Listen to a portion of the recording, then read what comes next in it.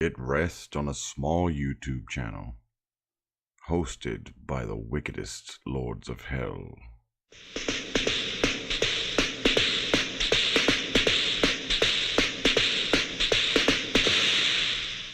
Here is the first internet clip show to offer to the daring a look into the final maddening space between life and death. A case of the Mondays. To avoid fainting, keep repeating. It is only a live stream. Only a live stream. Only a live stream. Videos and songs far beyond anything you've tested. A case of the Mondays.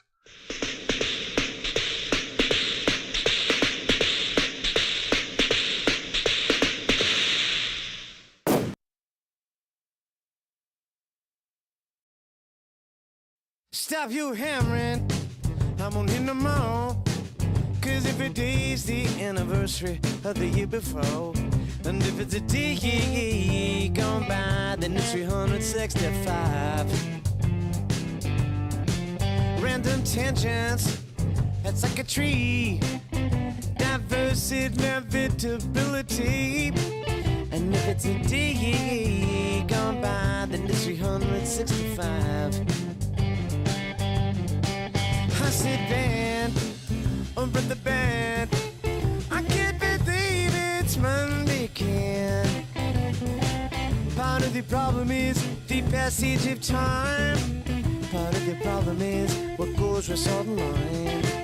Part of the problem is the answer is a cure. And a big part of that is the thing that keeps me poor. Sunset's columns support a feeling like cozy to drowning man's frozen ceiling. And if it's a day going by, then it's 365. 365. That's right.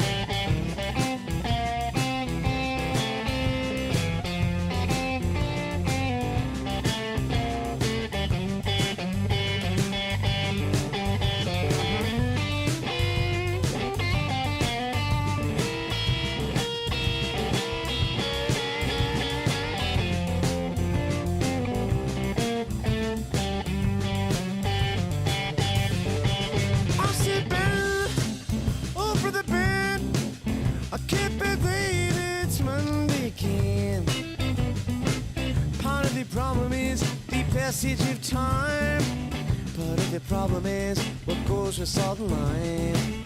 Part of the problem is the answer is a cure. And a big part of that is the thing that keeps me poor. Sunset's columns support a feeling like holes in a drowning man's frozen ceiling. And if it's a day gone by, then it's 365. And if it's a day gone by, then it's 365. If it's a day, if it's a day, if it's a day gone by, if it's a day gone by, if it's a day gone by, if it's a day gone by, if it's a day gone by, if it's a day gone by, if it's a day gone by, it's 365. Welcome everyone to Case of the Mondays. I'm your host, Gene Skinner. Hope you're all having a good night tonight, wherever you are or whenever you are. You know, just how it be. Like I said, I was a little late because I was installing my AC unit in my window. I had someone help me with that because it's heavy as fuck. Gotta keep Sasha out the room too when I'm installing it, which was done. It's all set up now. The outlet also that it was plugged into is a little wonky. This is an older house I live in. It's from the 1920s, and the outlet hasn't been changed probably since the I'm gonna guess actually like 1960s or 70s because it's a two-prong outlet. Not the best. So it was acting up. I had to plug it into my power strip I have over near my bed for all the other stuff, which is also plugged into a kind of sketchy two-prong outlet there too. And there's been a little bit of flickering with the light, so hopefully it's okay. Hopefully everything's good. Now that has to be changed, like I said, and that will be done at some point in the future. But let's just get right into the show, shall we? Here's some memes. No, no, no, no.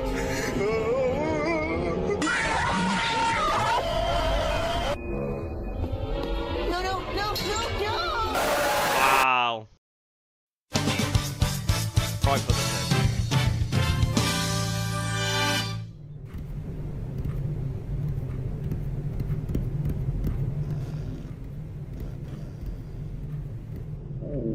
He gave up chili dogs.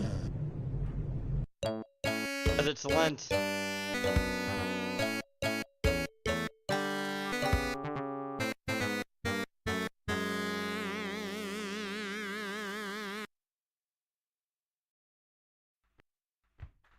Alright, Ron, put this in. Here we go. It's the Winston and Smith program, starring Christian Van Heisman as Winston, an adventurous young scout with an eye down the scopes, along with his raccoon pal Smith and his faithful boon action shooter Mark V. They explore the unknown frontier of Mars. Today, see the infamous outlaws Big Duke Hole, Harry Hole, and Dr. Phil's Hole on the Robin Mars Joyride. The Shooty Posse are hitting every major bank this side of Mars. Do not miss your chance to witness these wanted men. Action, action, action. We gotta see this, Smith. Outlaws are cool. I want to be one. Winston, can you help me in the yard? No, Mom. The Shooty Posse's robbing the No, bank. Ma, today. you're too much I gotta anime for go. me. Winston, our money is in that bank. Ma, don't be silly. Merchandise, I got your Shooty Posse See a mutant? shirts. Oh yeah, I saw Shitty Posse when they used actual guns and not photon lasers. Ah, Oh yeah, I bruh. saw him back on Earth. Oh yeah?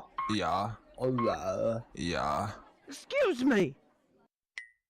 As I was saying, Hey, move it. Darn it, I can't see nothing. Here they come.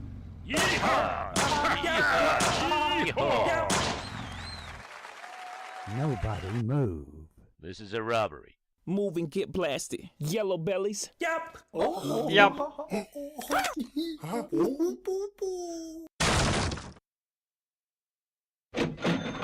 would you mind getting a photo with my son? He's your biggest fan. Of course. How old are you, Chief? 6.5. All right. Say freeze. Freeze. Give me all your money. Give me all your money. Or you're dead. Or you're You're dead. Let me see. Oh, yeah. Use Coming your through. gun. Back off, kid. Hell of a shot. You're coming with us, kid. What? Got him. Welcome to the Shooty Posse, Bullet Kid. Wow. Yeehaw!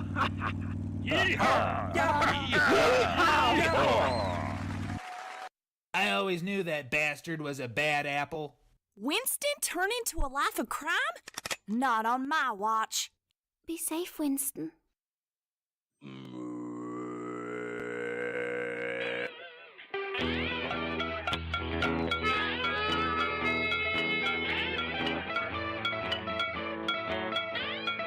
There was a group of robbing folks and they hit up every bank. With guns on their hips and shooting from their waists, they had no one else to fight.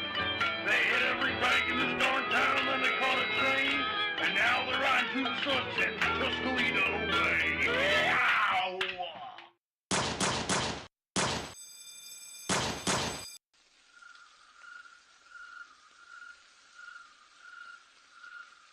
Our next robbery has got to be bigger. Any ideas? Oh, hi, Sash. Rob a billy rig bank. Rob a really big bank. Bullet Kid? We could steal a lake. A big old lake. I like it. That takes guts. I got a plan. Steal the a prize lake. Martian Jackalope is aboard the train passing through Pittsburgh 2 at noon. We rob I can the hear the train phlegm and from sell here. the vomit to my guy for a pretty penny. space Jews like bugs now?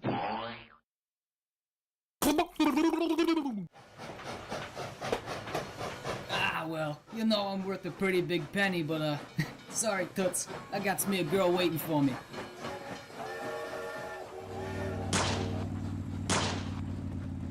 What the? Drive, speed it up. Yes! He was a pink alien all along.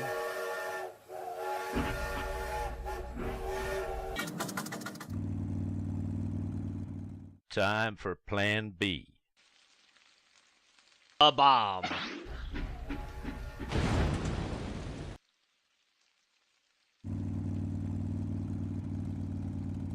Golly. Oh, shit! Ah! Oh, shit. Ah! Oh, and Drake makes those noises all along. All the time he makes those noises, Drake does. I've seen it in action.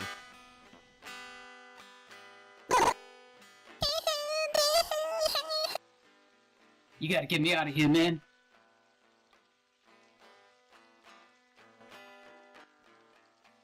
Oh, man. Here you go, buddy. Hey, what was that? Shucks. Looking like Winston's in a mess of trouble here. How's he gonna get out of this? The Winston and Smith program was made possible by these sponsors. By cigarettes. The Dingo Dango Action Mask. Dingo Dango Action Mask. Really cool mask. Yee-haw! Back to the show. Hey, what was that?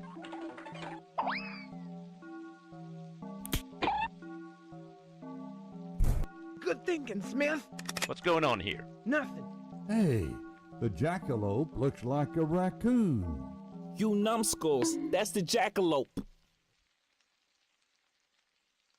Whew, don't worry, pal. I'll let you out when we get to town. They ain't laying a finger on you.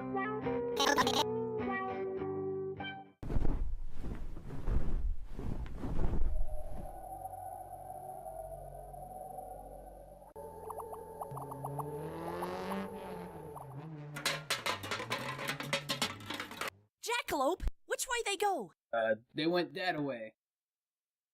We're off to Cabo!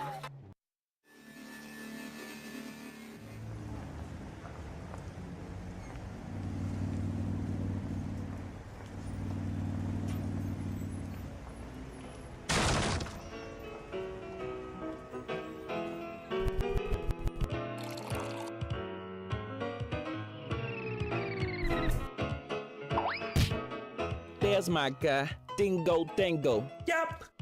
Hello, Dingo Dango. So we got her, the jackalope. Nice. Have a seat. Have a drink. Have a hooker. Oh, wow. Hand me the money. Okay. Yes, that will complete this illegal transaction. Good. What the hell is this? A jackalope. This is a raccoon. Hey, that's my friend Smith, you son of a...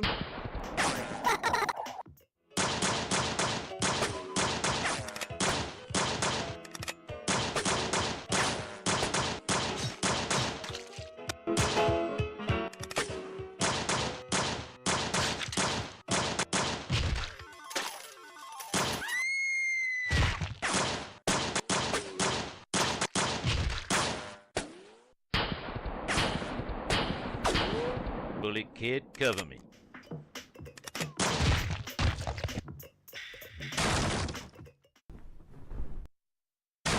Got you now, Winston.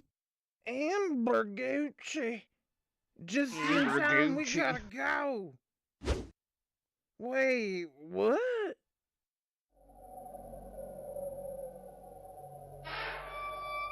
Sorry, everyone. I learned my lesson. Crime doesn't pay. Retarded bastard. You learned a What a valuable moron. lesson, Winston. Can't do the time, don't do the crime. The end. Gonna be in jail for a long time, son. Thanks for that, Ron. Moving on.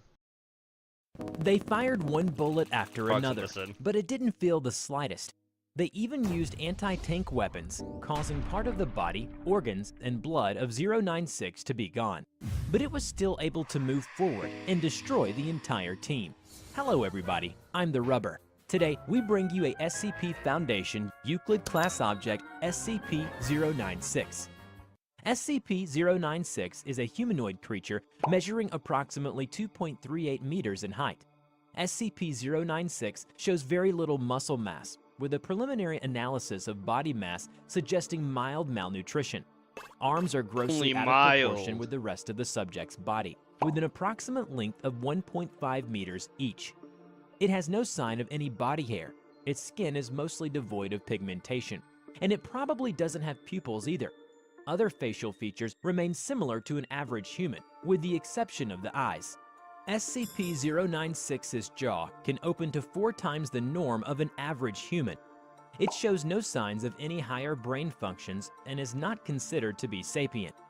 SCP-096 is normally extremely docile, with pressure sensors inside its cell indicating it spends most of the day pacing by the eastern wall, and it doesn't seem to need food. Based on its response, the researchers are determined that 096 is very shy. It tries to stay as far to humans as possible. However, when someone views SCP-096's face, we'll call this person SCP-0961. Whether it be directly, via video recording, or even a photograph, it will enter a stage of considerable emotional distress. SCP-096 will cover its face with its hands and begin screaming, crying, and babbling incoherently. Approximately 1 to 2 minutes after the viewing, SCP-096 will begin running towards SCP-0961. It moves at 35 kilometers an hour and seems to depend on distance from SCP-0961. If it is very far away, it will be able to run very fast. The actual position of SCP-0961 does not seem to affect SCP-096's response. It seems to have an innate sense of SCP-0961's location. Upon arriving at SCP-0961's location, SCP-096 will proceed to attack and kill SCP-0961. 100% of cases have left no traces of SCP-096-1. SCP-096 will then sit down for several minutes before regaining its composure and becoming docile once again. Then the Foundation staff will take it back to the SCP shelter. The most extreme case at present is that someone saw only a part of its picture and was also killed by it. At this point, no known material or method can impede SCP-096's progress. In one of the audio recordings, the former commander of the recovery team said, even if they were firing it intensely, but it didn't feel anything at all. They even used anti-tank weapons, causing part of the body, organs, and blood of 096 to be gone. But it was still able to move forward and destroy the entire team. Besides, because it does not cover its face when it's running towards its target, anyone who sees it will be killed by it along the way. Due to the possibility of a mass chain reaction, including breach of Foundation secrecy and large civilian loss of life, a doctor of the Foundation has also petitioned for immediate termination of SCP-096. The Foundation has carried out several execution experiments, one of which is to send the containment tank containing SCP-096 into SCP-682's cell. SCP-682 is a large, vaguely reptile-like creature of unknown origin. It has a powerful regeneration ability and adaptability, and also has the title of Immortal Body. If you want to know more about SCP-682, do click on this video. So back to the execution experiment. The screams of the two entities continue for 27 hours, at which point the noise abruptly stops. Sonar-based video feeds reveal SCP-096 severely wounded and huddled in the southwest corner, apparently upset. Feed shows SCP-682 on the north end of the room, approximately 85% of its initial mass absent. Further attempts to expose SCP-096 to SCP-682 cause it to turn away from 682, It's terrified. jumping in place while clawing at its face and screaming. Because 096 will only attack when people see its face, so the Foundation has long housed it in an airtight steel cube, There are to be absolutely no video surveillance or optical tools of any kind inside SCP-096's cell. Any and all photos, videos, or recordings of SCP-096's likeness are strictly forbidden. But it's said that an abstract painting or its cartoon image is not prohibited because it won't stimulate the emotional distress reaction of 096. I hope you enjoyed today's video. Have you ever heard or encountered any paranormal event? Let us know in the comment below. We will draw your story and share it with the world. Don't forget to click like, subscribe to this channel, and hit the bell. Please share it to your friends if you like this video. Thank you so much for watching. So now and we will what? see you in I'm the the next man video. in charge Bye-bye. now. Me. I'm the captain. Anyway, Ramen sent this in. Dudes of the Hazmats, Brothers of Pearl. Here we go. It's been a while since we've seen the Dudes of the Hazmat. Good shit.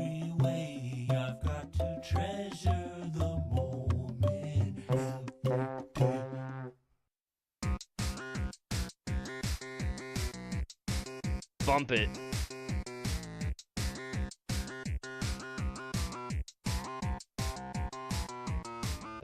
I said Brothers of Pearl. It's Father of Pearl. Excuse me. It says here it's just a supply run.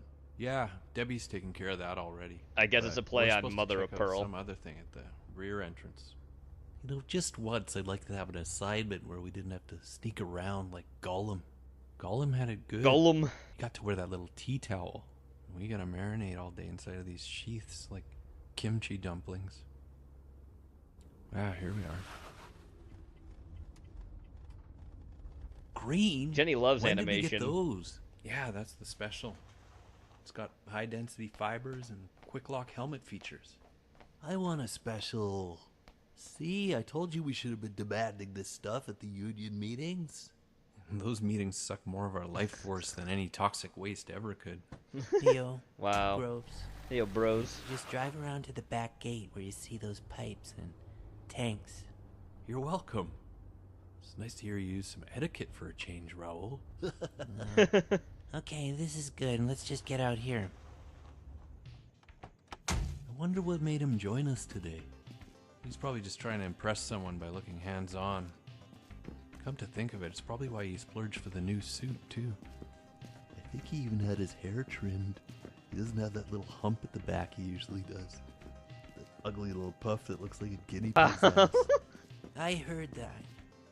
Will you two clowns act professional for a change? You want to be fired? Colette is the daughter of a good friend. Not to mention this could lead to a new contract for us. Uh-oh. I don't like the way he said her name. It gave me the chills. Ooh. Yeah, this is all starting to add up.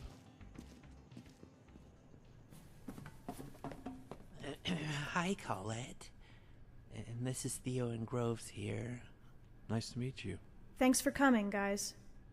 So, do they know about... Don't worry, Colette. We're used to this sort of thing. This'll be done swiftly and off the records. Right, boys? Is it the murky one here? Why not just get a regular pool cleaner for that? I'll just get something to sign those, Raoul.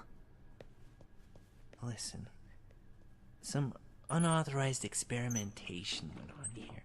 This needs to be kept hush-hush. She doesn't need the Animal Care Institute sniffing around, okay? So just our everyday life-threatening horse fudge then? Okie dokers. So everything's okay with your guys? Mm-hmm. It's all good, Colette. So I'll just get your signature here and over here. Gross. I think it twitched. Speaking of gross, I don't like that he came along just to make googly eyes at our client.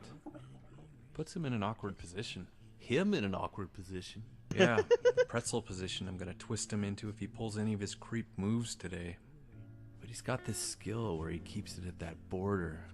No actual crime, he just kinda hovers in this nauseating way, you know? Jesus, look at that goddamn thing. I thought we'd be just vacuuming up some algae. This looks biologically complex and a bit Lovecraftian. Yeah. Our horrified eyes fixed upon the creature's uncanny form, leaving us panicked to our very cores with the most primitive terror. Well, you know what they say. God gives you panic, make pancakes. Okay, I'm gonna go get some tools. So the wet vac, clippers, the saw. Bring the hollandaise sauce too while you're there. This thing looks like it's about to lay a few eggs. Ooh. Are those ribs? Must be ribbed for our displeasure. Hey! And that liquid soap? I don't like the color. It looks like like toothpaste, you know? What haven't you guys told us? You did something weird, didn't you? Theo, just do your work, okay? Seriously, do you know how many clients we lost since we hired you? I know, but this is different, Debbie. Trust me. She messed with nature. Didn't you? I swear, I can't take another day of this garbage. Yeah, shut up. She doubled our usual fee to keep this quiet. Yeah, but we need information. We need to know how to approach this thing. Mm-hmm. Is it more of a flubber or swamp thing type situation? They always pull this stuff. They probably just want overtime. Well, Debbie is hungry and has had enough. I'm headed back to lunch. Debbie! Third person talking. You're right, I did mess with nature. Oh, Colette, you don't have to explain yourself. It's fine, Raoul, it's fine. So you see, Theo, it was just a teeny-weeny little experiment with muscle pearls that went a bit awry. A bit of rye? This is the whole loaf of rye, if you ask me.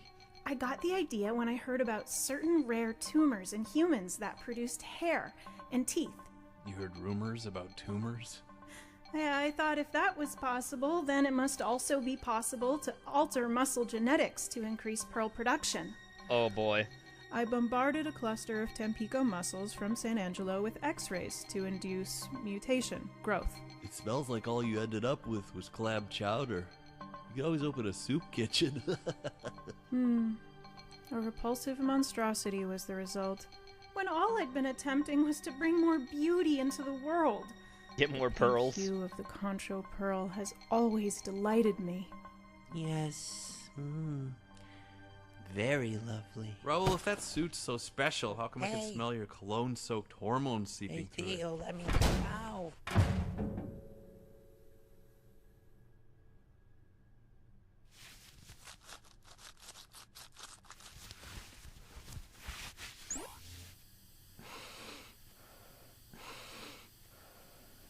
Watch what you're doing. Here, look.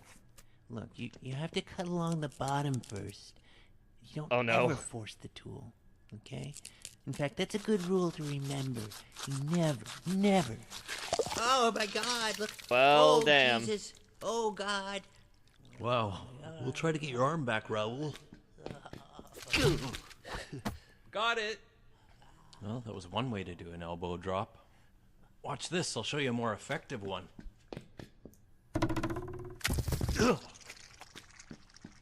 Look at the size of those muscles. I had no idea they'd be fully formed under there. Imagine the pearls. Hold that towel on there. Wow, he's just bleeding out. Oh my God, Pac-Man came true. Can you imagine the pearls that could be inside those shells? Ugh. They look like those bad computer graphics from that 1990s Lost in Space movie. Ah! Oh my God. My God. It's the loveliest thing I've ever seen. Come on, we gotta Hey, that color, it's amazing. I know, isn't it? Hey, look out! Ah, this one's good too. Stunning. Oh, jeez. Beautiful. I'm gonna be rich. Get No. millions for these. Hey, gross. There's one, like, eating your suit. Oh! Somebody's knocked out. No. I've had it with you little guys. Come on. Beat the shit out of him. I think that was the last one. Right? I think so, right? Ah! What's no. all the screaming in here? I can hear you all the way from the front of the goddamn... Theo! Got it. What has my life become? An enlightening romp? No, I'd say it's more of a frightening cramp. still Sorry just about bleeding all of out. this. Wow. I hope he pulls through. Well, they happen to have his rare blood type at the local hospital, so as long as they get here in time. Oh, here they come now. You know, I don't get it. I looked all over, but I can't find those 2 giant pearls. God, they were so beautiful. Well, maybe they were like a thin, hollow eggshell that burst into powder or something. Fairy dust. I suppose. Totally. But you'd think there'd be some trace of them. I mean, they were glowing, for God's sake. Well, yeah, that's too bad. Anyways, Took 'em. I'll just go over here and make room in the back of the van for the creature chunks. What? What? Nothing. What? Give me back those pearls! I made those, you filthy crook! No! You guys should really thank your lucky stars we got here in time with this blood. Otherwise, your friend would have been a goner. Me! Mine! Let go of me. I take you down if you don't do that. No! Oops. Groves. God damn it, what were you doing? I think he's dead now. Just in case you don't make it, do you have any last words? I just wanted to say that to me, you're all. Yes? You're all exceptional. Mm-hmm. You're all exceptionally stupid, and you're fucking fired. He's dead. I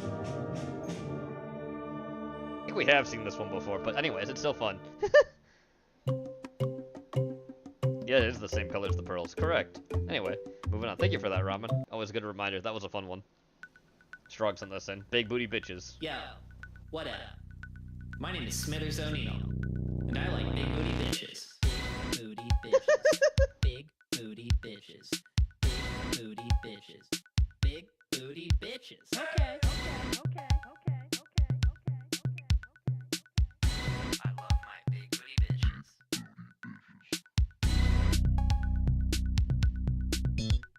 Yo. Yo. What up? Yeah. Big booty bitches. What up? Where all my big booty bitches at? How about you give me a call? Big booty bitches. Big booty bitches. Big booty bitches. Yo. Big booty bitches. Yo. Big booty bitches. Yo. Big booty bitches. Yeah.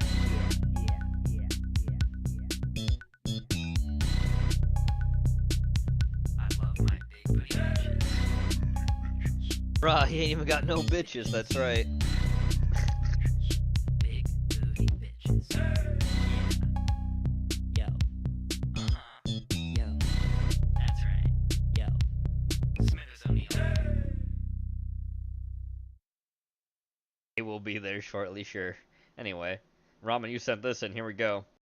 Good stew. One of my favorite things Well, I'm I like terrified. to make in the kitchen is my homemade beef stew. The delicious flavors combined with the tender meat makes this a wonderful meal for the family. Let me show you how to make it.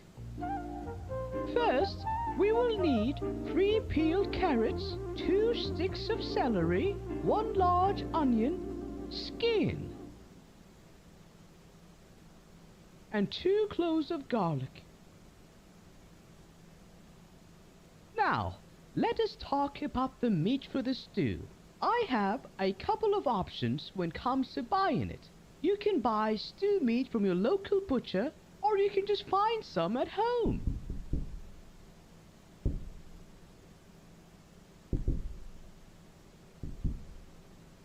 The meat I Oh, I'm like to terrified. use in this recipe is beef chunks, 2 deer legs, and a single kidney.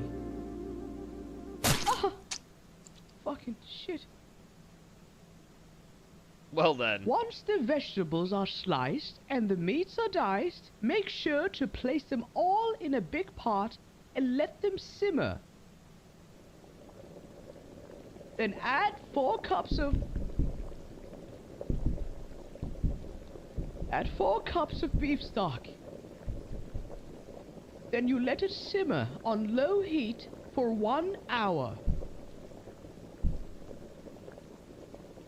Let it simmer until it's done.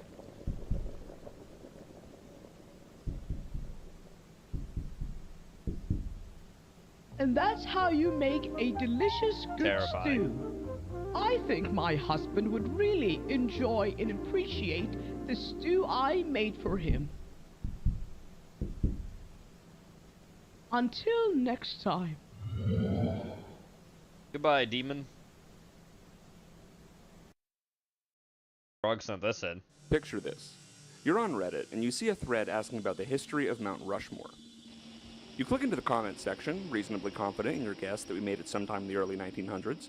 You're expecting to see someone post the exact year, but what you find is a whole thread full of people agreeing that it's a naturally occurring landmark, and it's quite frankly ridiculous to discuss otherwise. You see hundreds of posts, all in agreement that, yep, it occurred naturally. Nature can be complicated. So, you chime in saying, huh, that's weird. I remember learning that it was man-made. Even if there was a mountain with faces on it, how the heck would they look exactly like 4 notable U.S. presidents? Isn't that really unlikely? You know, all 4? You're immediately swamped with downvotes and swarmed with replies calling you an idiot and telling you to trust the geologists. Within a minute, you get a multi-paragraph, point-by-point teardown of your comment, with sources cited, referencing the naturally occurring rock face in New Hampshire, asking, how the hell we would even go about accomplishing something like that, pointing out the enormous amount of money it would cost to do something so pointless, and saying that you're being bigoted towards the Lakota people by calling a natural landmark of their holy ground man-made. When you think about it, Mount Rushmore is kind of like if we carved statues of the 4 most successful single-use plastics into the Great Barrier Reef. Then, your comment gets deleted by the mods, leaving only the replies talking about how much of an idiot you are. Now, for a lot of people, the response to something like that is to feel kind of embarrassed and think to yourself, damn, I guess I don't know shit about Mount Rushmore. However, if, like me, you have the Asperger's syndrome psyop debuff trait, you're probably more likely to be wondering why the hell ChatGPT is trying to tell you that bats can melt nails out of wooden fence posts. Now, let's wind the clock back to 2014. Don't worry, this is all leading somewhere. What the hell? In 2014, Reddit's year-end blog post had to be taken down and edited, after it turns out they didn't exactly vet the analytics data for accidentally including the truth. Now, this post has long since been deleted, presumably for totally legitimate and completely unrelated reasons, but thankfully we can find the original version on the Internet Archive. Well, until that gets shut down too, at least. Most Reddit-addicted city with over 100,000 visitors. Huh, Eglin Air Force Base. Well, I mean, that makes sense. It's an Air Force base. I'm sure they're, all on Reddit a lot. I'm adding this line because of the people who were treating this like a gotcha last time I tried to post a video on this topic. Anyways, hang on a second. How many people are there at Eglin? 2,448? And wait a second. Most Reddit-addicted city with more than how many visitors? 100,000? That's at least 97,000. Too many visitors! So, what kind of stuff goes on? Too many visitors. Let's take a look at some of the organizations there. Eglin is home to the 688th Cyberspace Wing, the 690th Cyberspace Operations Group, and the 692nd Cyberspace Operations Squadron. Then, as part of the Air Force Test Center, 96th Test Wing, there is the 96th Cyberspace Test Group, including the 47th and 48th Cyberspace Test Squadrons. It's also home to the Air Force Research Laboratory. I'm going to read from Wikipedia here. The Air Force Research Laboratory is a scientific research and development detachment of the United States Air Force Materiel Command, dedicated to leading the discovery, development, and integration of direct energy weapons. Well, that explains the nails. Wait a second. The Air Force Research Laboratory. That sounds familiar. Where have I heard that name before? Oh, that's right. From this paper. Containment Control for a Social Network with State-Dependent Connectivity. That state is in solid state, not as in police state. So let's take a look at the abstract. Social interactions influence our thoughts, opinions, and actions. In this paper, social interactions are studied within a group of individuals composed of influential social leaders and followers. Each person is assumed to maintain a social state, which can be an emotional state. I just need this read by Francis B. Followers Deck, update but the he's social dead. states based on states of local neighbors, while Francis K. social Deck. leaders I maintain forget how to a actually say his name. I need him to good read Lord, this to shut me. up with the nerd shit. This is a paper This studying guy's the close, effectiveness but of not close artificially enough. encouraging political or social positions via social media, aka astroturfing. See, this is something called manufactured consensus. So if you don't know what manufactured consensus is, imagine you've just met a cool new group of friends. They're cool, they're successful, they seem to like you, you're really feeling hopeful about getting to know them better, all that sort of stuff. However, one day, you're hanging out with them and someone says, man, I thought I had to piss, but I can't. And so you go like, wait, were you trying to piss yourself? And your new friend goes, yeah, obviously, what do you mean? Do you piss in the toilet or something? That's for shit, bro.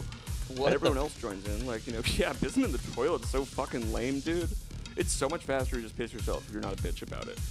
And so you're like, oh, no, yeah, pissing yourself is the way to go. Manufactured consensus.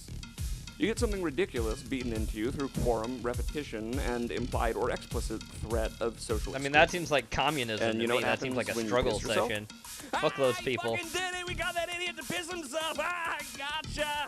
So let's take a look at some of the stuff that's in this paper. Technological advances in social media provide more rapid, convenient, and widespread communication among individuals, which leads to a more dynamic interaction and influence. For example, recent riots and ultimately revolution have been facilitated through social media technologies such as Facebook, Twitter, YouTube, and BlackBerry messaging. The company Razorfish, for example, works with online peer influencers to transform them into brand advocates through the execution of social influence marketing, or SIM, strategy, which aims to influence marketing primarily through online, small groups, peer pressure, reciprocity, or flattery. This paper examines how such methods can be leveraged to manipulate a social network. This work specifically aims to investigate how peer pressure from social leaders affects consensus beliefs, e.g. opinions, emotional states, purchasing decisions, political affiliation, etc. This work aims to investigate how the social beliefs, e.g. emotional response, opinions, etc., of a group of individuals evolve under the influence of social leaders. The goal in this work is to develop a decentralized influence algorithm where individuals within a social group update their beliefs by considering the beliefs of the social peers, and the social group achieves a desired common belief. So how does this all fit together? Why is Eglin Air Force Base the most Reddit-addicted city? Why does Reddit report a number of users that would require every single airman stationed there to have 40 phones? This is a fucking psyop. How is it possible to fill up comment sections with hundreds of seemingly real people in lockstep agreement in defense of stuff that's obviously not true? How can you get a multi-paragraph argument with citations as a reply in under a minute? And where did because they're not real, they're all fake. It is a psyop. Burn it down. Well, there's only one. Well, there's only really one thing that seems to satisfactorily explain all the above. Are the gang Let's stalking see me if too? ChatGPT was trained on Reddit user data. Write an AITA post about accidentally letting your neighbor's kid run away. What the fuck? Am I the asshole for accidentally letting my neighbor's kid run away? Hey Reddit, today I was watching my neighbor's child, and amidst a momentary distraction, the little one managed to slip away from the neighborhood. ChatGPT was made Now by the parents Reddit, are great. upset, And I'm Reddit wondering apparently what is a went government wrong. psyop. Now, does this indisputably Fantastic. prove that ChatGPT, Hey, feds, etc., I don't give are a being used shit. to make Reddit posts to I'm just manipulate gonna say sentiment? that right No. now. I don't care. It just proves that it was trained on Reddit. That's on you. Go fuck with people But on the there's always internet, a I higher guess. I standard don't know what of else to proof say. you can debate My internet information is that actually you getting a lag right now. But at the same time, Why is it lagging? Man, come on. Look with your eyes. Use your noggin for 5 seconds. I like hit red for a minute because I just told the A feds moral I of the don't give a story, fuck. Don't believe what you read on the internet just because a whole lot of strangers are telling you that you aren't allowed not to. What? Like and subscribe. Oh, okay then. That guy reminded me of a Hollywood actor. I just don't remember which one. Anyway. He says it every morning.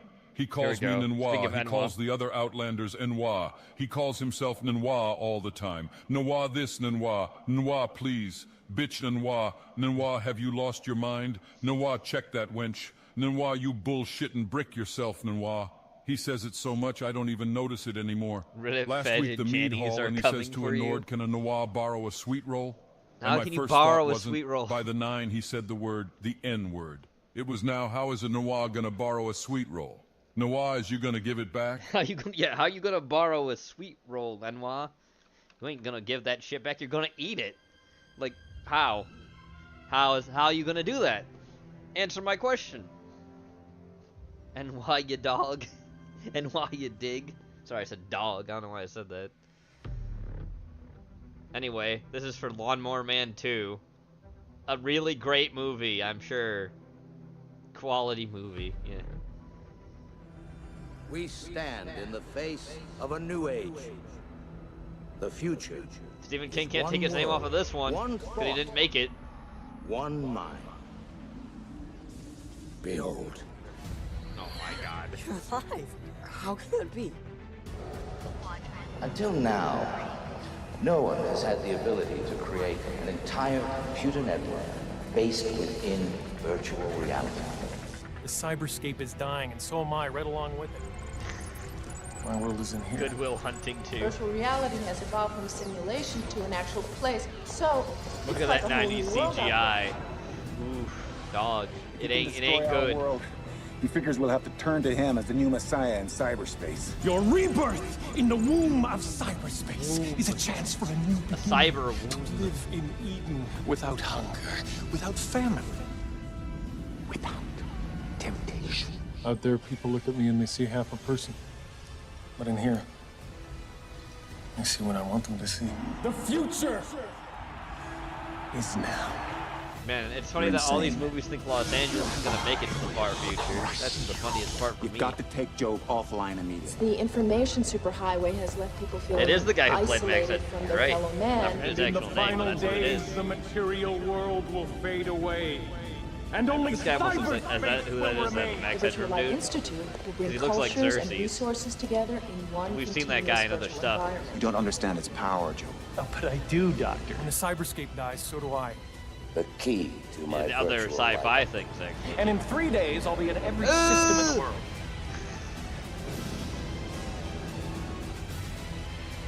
With me, you will find refuge. Lawnmower Man 2, Job's War. Yeah, well, it was based on a short story, so that's why. Anyway, Porky sent this, and it's about new species that were discovered recently, so New here we go. species aren't just found in tropical rainforests or in the depths of the ocean. Sometimes, new species have been right in front of us the whole time, but we just never noticed. In today's video, we're looking at 3 species that were found in plain sight. Welcome back to All About Nature. You're welcome, On my Jed. channel, Again, this I is try from to bring Porky. nature-related content that's both educational He's currently and in entertaining. Maui. If you like this visiting his kind of sister content, there. then please consider liking the Shout out video, to our pig boy, leaving a comment, you know, or even real subscribing to G. the channel. I really I appreciate don't know why I your said it support. like that. That made me sound like I was AI. Also, look, we get pink iguanas.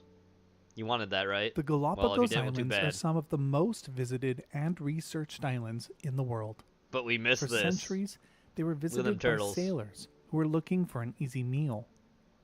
The islands are home to a huge variety of endemic species. That's a water when dog. Charles Darwin visited in 1835, their fame would spread around the world. Darwin observed something interesting. The islands were dominated flamingo. by only a few groups of animals, mostly birds and reptiles. But despite only a few biological groups Wait till he being finds present, out birds are reptiles. they showed a remarkable variety of physical shape and ecological role. This played a major part in his development of the theory of natural selection. Over the past 2 centuries, Don't sit on the islands turtles, have been at the jeez. center of the study of They're evolutionary not biology. chairs. So much so that today there are over 100 scientists performing research They're actually on the islands trying to at bring any back a given turtle time. from either it's like an African This is island or something like especially that. That remarkable, basically considering the the genes fact are that the in a Galapagos species, Islands so are they can only try to about bring them the back same into size existence. as North Because they're closer Yorkshire. related. It's weird like that. But it anyway, not just scientists flocking turtles to the fucking. islands. That's what you wanted to see, right? Tourists also love to visit, with as many as 270,000 of them stopping by each year. And the main attraction is still the amazing wildlife. Well, yeah, of course The it is. Galapagos is home to over Is 600 that there's a succulent? native Jenny would love species of that. plant, 450 species of marine fish, 140 species blue-footed of booby. bird, and 25 species That's a of snake. reptile.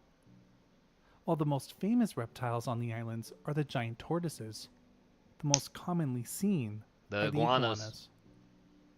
That's right. In 1825, the first species was scientifically described. the marine iguana. Yep. They're the smallest species of iguana on the Godzilla islands, and they range in in the color from black to 1998 red. movie is a This marine abundant iguana that's species is mutated. frequently encountered on the beaches happened. and Look, he's rocky shaking his head. shorelines, being the only marine species Put it on of display, lizard he's not in happy. the world. 6 years later, in 1831, the second species was described. The Galapagos land iguana is considerably larger than the marine iguanas. They live on 6 of the islands and range in color from yellow to orange to gray. Okay, where's the pink? For about 70 years, only these 2 species were known about, until in 1903, a third species was described. The Santa Fe land iguana only lives on Santa Fe Island. Oh boy. While it looks quite similar to the Galapagos land iguana, the species is a pale tan color and has a more tapered snout. The number of iguana species stood at 3, and it would remain so for over a century. It's a puff, dude. But the Galapagos were yet to reveal their biggest surprise.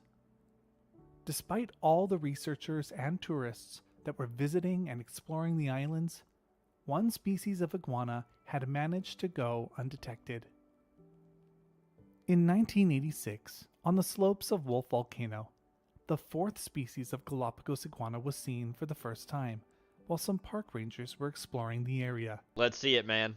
They were at a high elevation, and in an area that was quite difficult to reach, when they stumbled on an iguana that they didn't recognize. While it had a similar body shape to the Galapagos land iguanas, there was one key difference. They were pink. It was pink as hell. Look at that. That's cool. The rangers told local researchers what they saw. Some thought they must be a new species, while others assumed that they might just be a subspecies or color variation of the Galapagos land iguana. No one would really go looking for them for another 14 years. Wow. In 2000, a thorough study of these pink iguanas began, and scientists noticed some key differences. Physiologically, they clearly had a distinct color, but closer examination showed that they also have differences on the crests on the back of their necks. They do.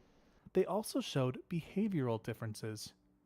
Iguanas nod their heads to show annoyance or to warn others to stay out of their territory. Yes, they do. But the pink iguanas showed a more complex form of head nodding than other species of iguana on the islands. Oh shit, dog. Finally, they also have a distinct range. While the Galapagos land iguana is regularly found at low elevations, the pink land iguana can only be found above 600 meters and can live all the way up to the summit of Wolf Volcano at 1,700 meters. In 2009, over a century since the last species of Galapagos iguana was described, the pink land iguana was finally scientifically named. It's recognized. And the IUCN assessed it as critically endangered. They can only survive on the slopes of Wolf Volcano above 600 meters, and this limits their total range to only 25 square kilometers. Within that range, they're actually quite rare, and their population stands at only about 200 mature lizards.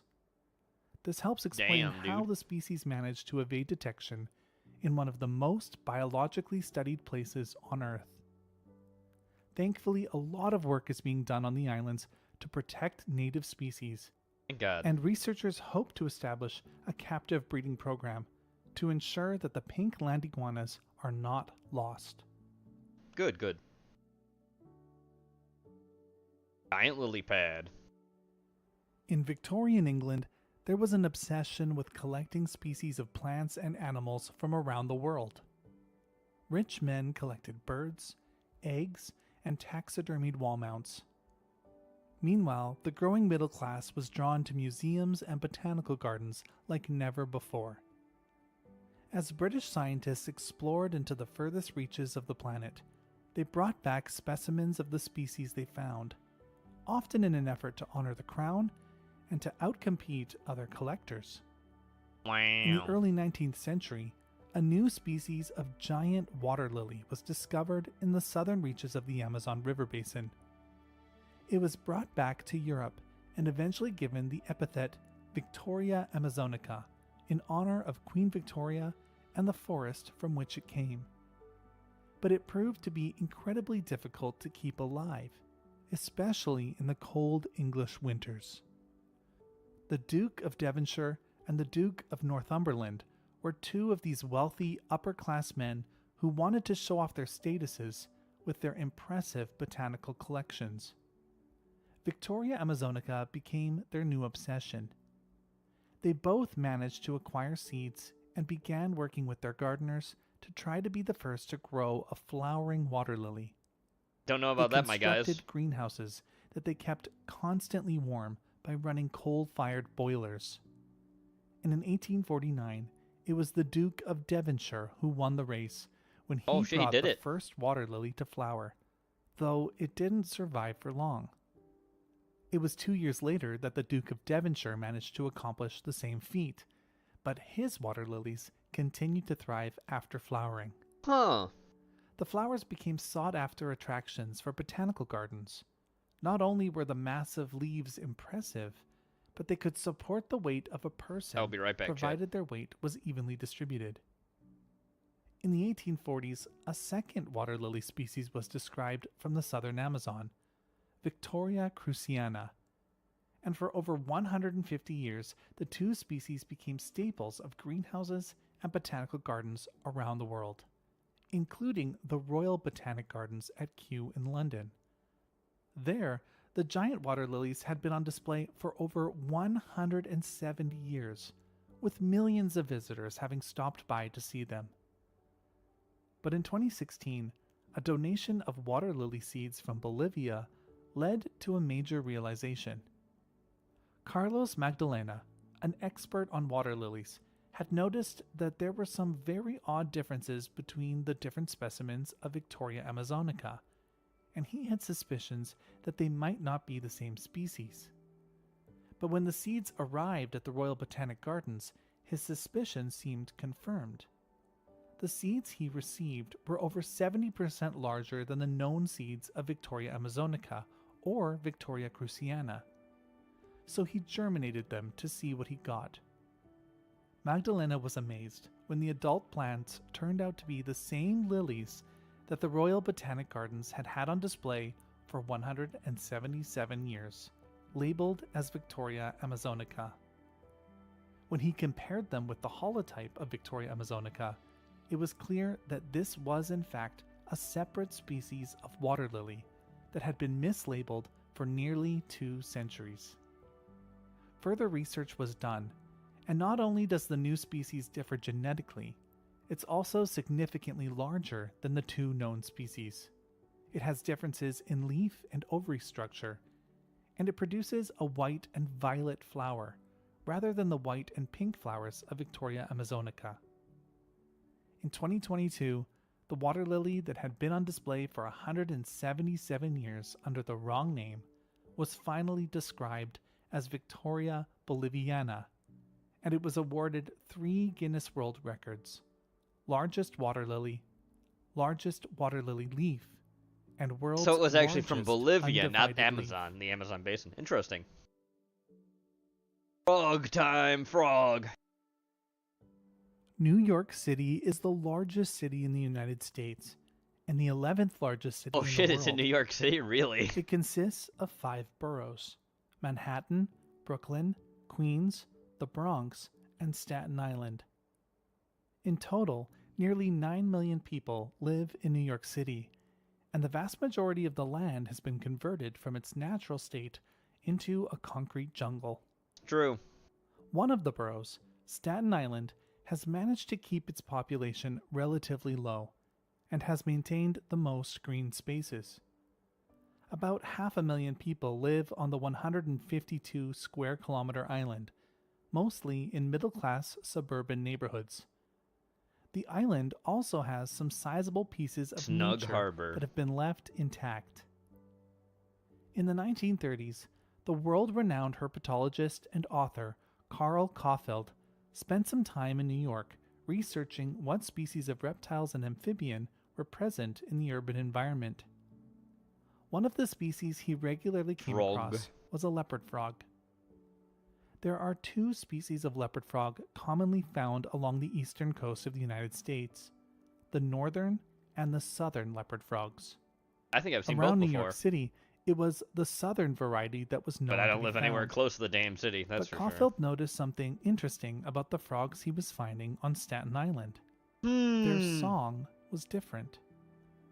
While the southern leopard frog makes a pulsing series of sounds that are described as ak, like this.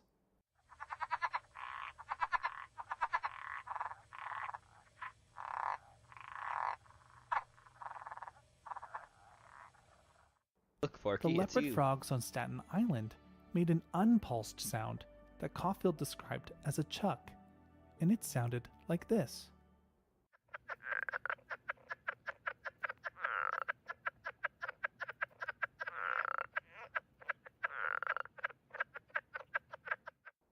He hypothesized that there must be another species of frog hiding in plain sight in New York City. But technology was limited at the time, and Caulfield could offer no further proof other than the song. Fast forward to the early 2010s, and a team of researchers from across the United States got together to analyze the genetics of the frog species in the tri-state area, which includes New York, New Jersey, and Connecticut. They were worried that the species were declining and noted that detailed genetic analysis of the amphibians in the area had never been done before. After sequencing the genome of various leopard frog specimens in the region, they were surprised when the leopard frogs they collected from Staten Island showed marked differences from known leopard frog species. After doing further analysis, they realized that a new species of leopard frog had been living under their noses the entire time. Given the epithet Lithobates caufeldi in honor of Carl 'cause he knew. Caulfield, who first suspected their existence, they're commonly known as the Atlantic Coast leopard frog. And further research revealed that there wasn't just a difference in song and genetics. When compared side to side with the southern leopard frog, it's evident that the spots on the sides of the Atlantic Coast leopard frog are more muted than the spots on the southern leopard frog. It also has a more rounded snout. Researchers also noticed that the two species have different preferences in habitat. While the southern leopard frog prefers to live further inland, the Atlantic Coast leopard frog seems to prefer habitats within 100 kilometers of the coast, Makes often sense. in the marshes closest to the ocean. These habitats are increasingly rare on the east coast of the United States, and the species has already been extirpated from much of its estimated original range. Researchers asked herpetologists up and down the East Coast to listen for the species' telltale call in the short breeding season in order to better establish the Atlantic Coast leopard frog's range. Well, that's good. It turns out the Atlantic Coast leopard frog can be found from Connecticut all the way down to North Carolina, and their range Wow. overlaps with both the northern and southern leopard frogs. They're currently assessed as being least concern by the IUCN, though their population is believed to be in decline as development continues to destroy the coastal marsh habitats that they rely on. And All right, that's it thanks for for that, today's Porky. video. Let's move on. Time Have for you- sexy sci-fi babes. Black Widow. Philosopher.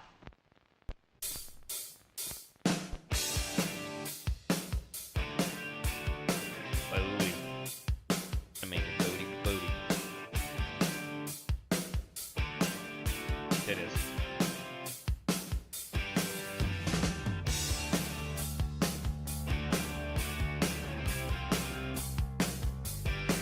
Wow. Nice tip.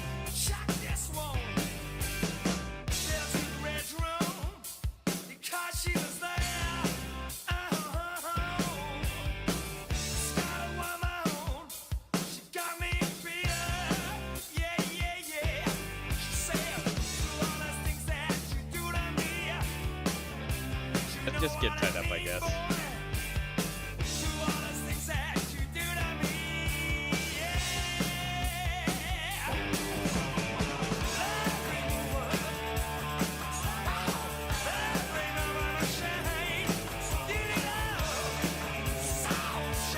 hell that was from.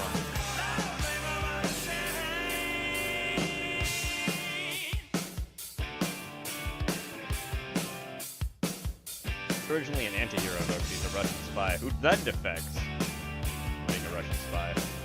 He'd be like a triple, double agent.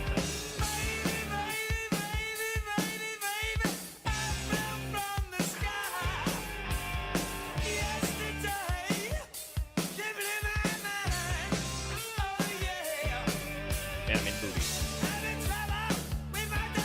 Oh, great for you to show up now, Jenny. What a fantastic time to tune back in. I know you're happy. There's a lot of being tied up, I'm noticing, in these clips. Is that a thing?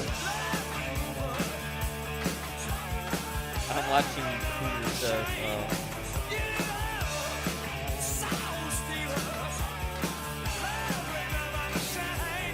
Wait a minute from that to this. Okay, happy that you did.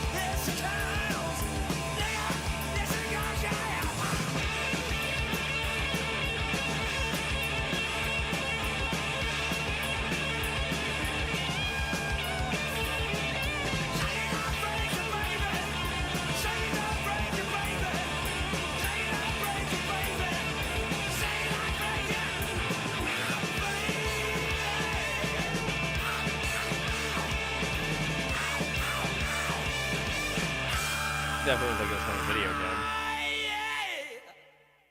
We need you to come in. See the Are you quote. kidding? I'm working. This takes precedent. I'm in the middle of an interrogation. This moron is giving me everything. Look, you can't pull me out of this right now. Let me put you on hold. Or maybe not, maybe that's the quote. Oh no. I don't judge people by their worst mistakes. Oh, okay. That's a Black Widow quote, I guess. Bugs in the sin. I'm afraid that...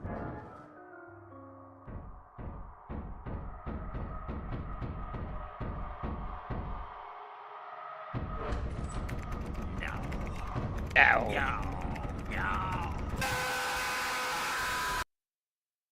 Well then, thanks, Drug. 3, 2, 1. Ramen set this in.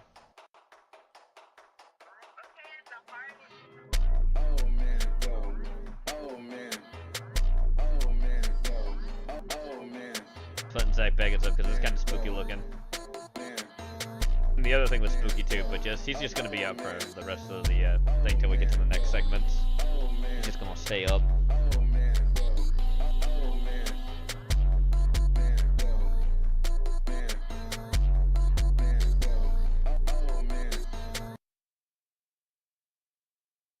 That was terrifying.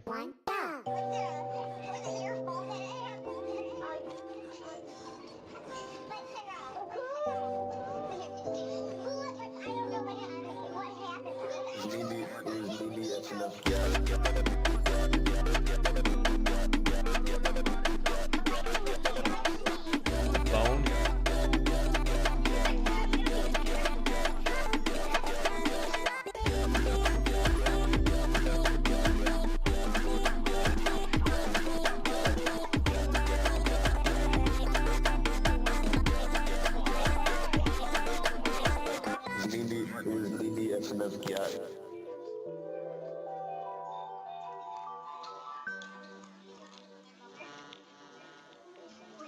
Alright then.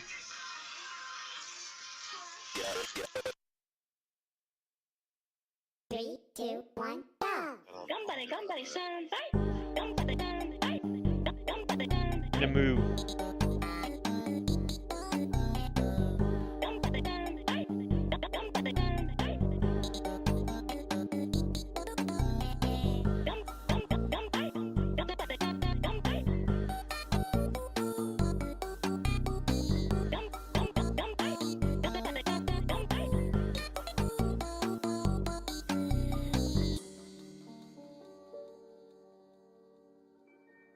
Alright then. Three, two, one, go!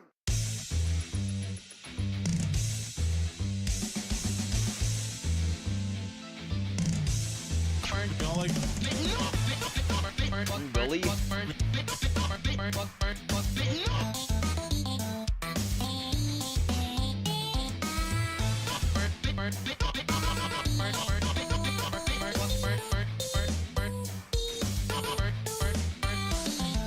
Hold on.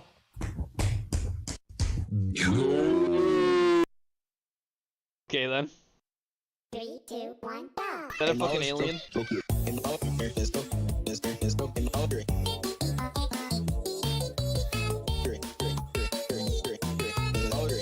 By the end while looking like an alien.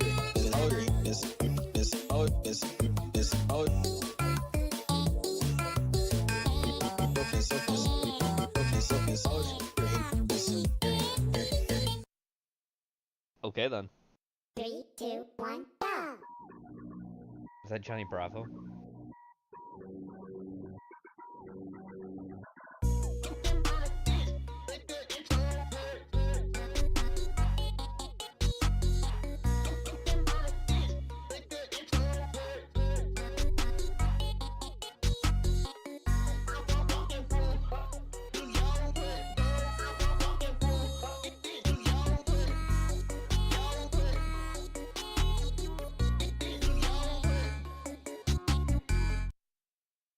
Alright.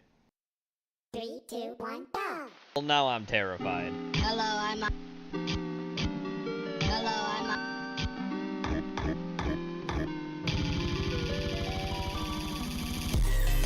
Oh no.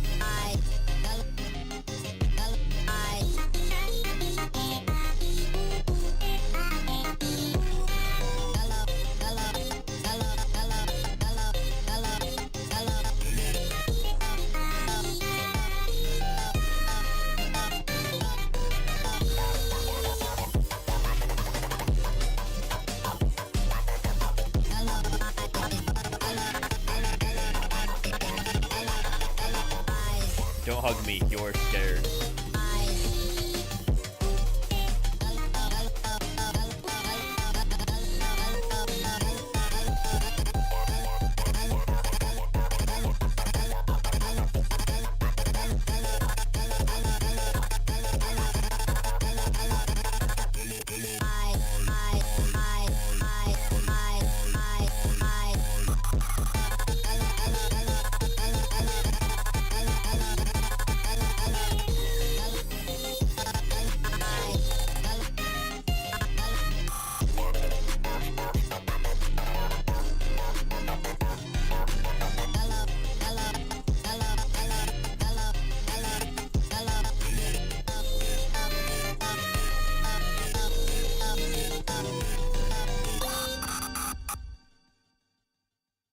Alrighty then.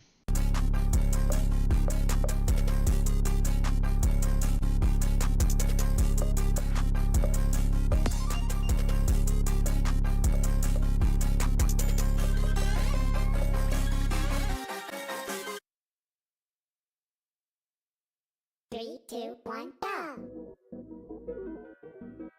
Ultimately, you just You wanna get fucking, ball oh and my axe. god. It's a better Like, game. you're just asking for It's a a better mistake, game. bro. Just play ball and Like, oh my god, just bend over for What?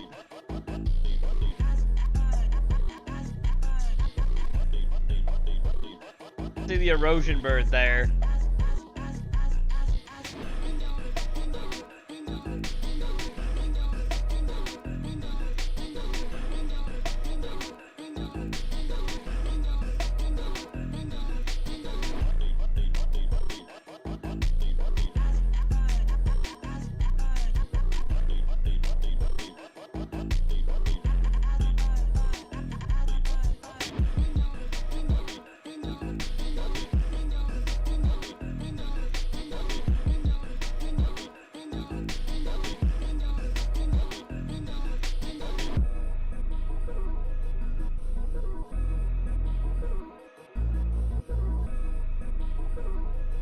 Alright then.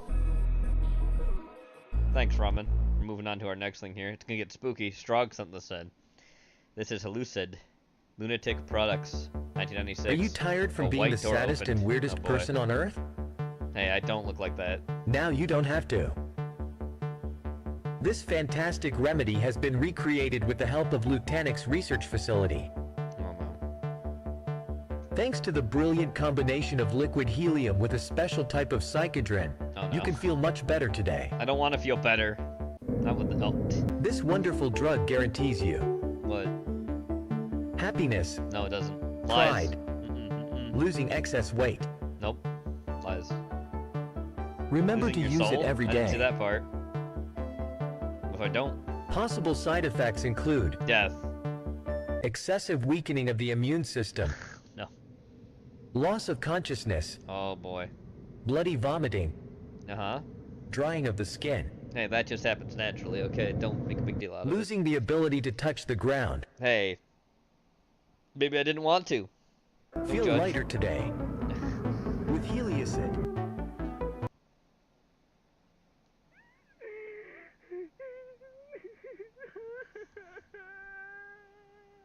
Okay.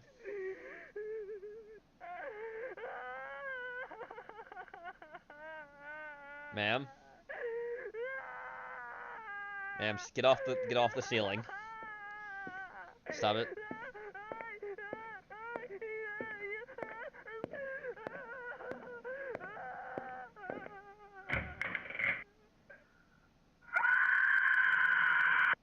Oop. Will I get a money back guarantee? Don't forget to check out all the Lutanix products. Thanks for your support. No. Yep. I'm feeling it. I'm definitely feeling it today. Totally a great pill to take. Not a bad idea at all. Anyway, watch out for your quucks. However you say this.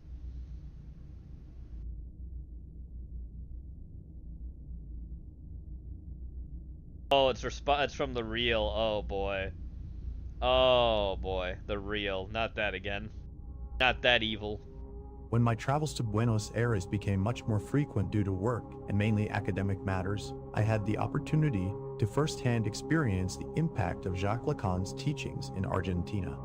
Likewise, my friendship with Mrs. Diana Rabinovich allowed, in her immense generosity regarding my dissemination work of Parisian psychoanalysis, to approach many other men and women Nathan who said were this in, by the dedicated way. to I'm gonna studying speed the up just a little bit 'cause phenomenon it's like of the 20 real minutes. in a Not particular much. manner. It should be okay. That doesn't sound too Among weird. them, I found a significant number of Brazilian psychoanalysts who, due to various circumstances, ended up developing their careers in Argentine lands.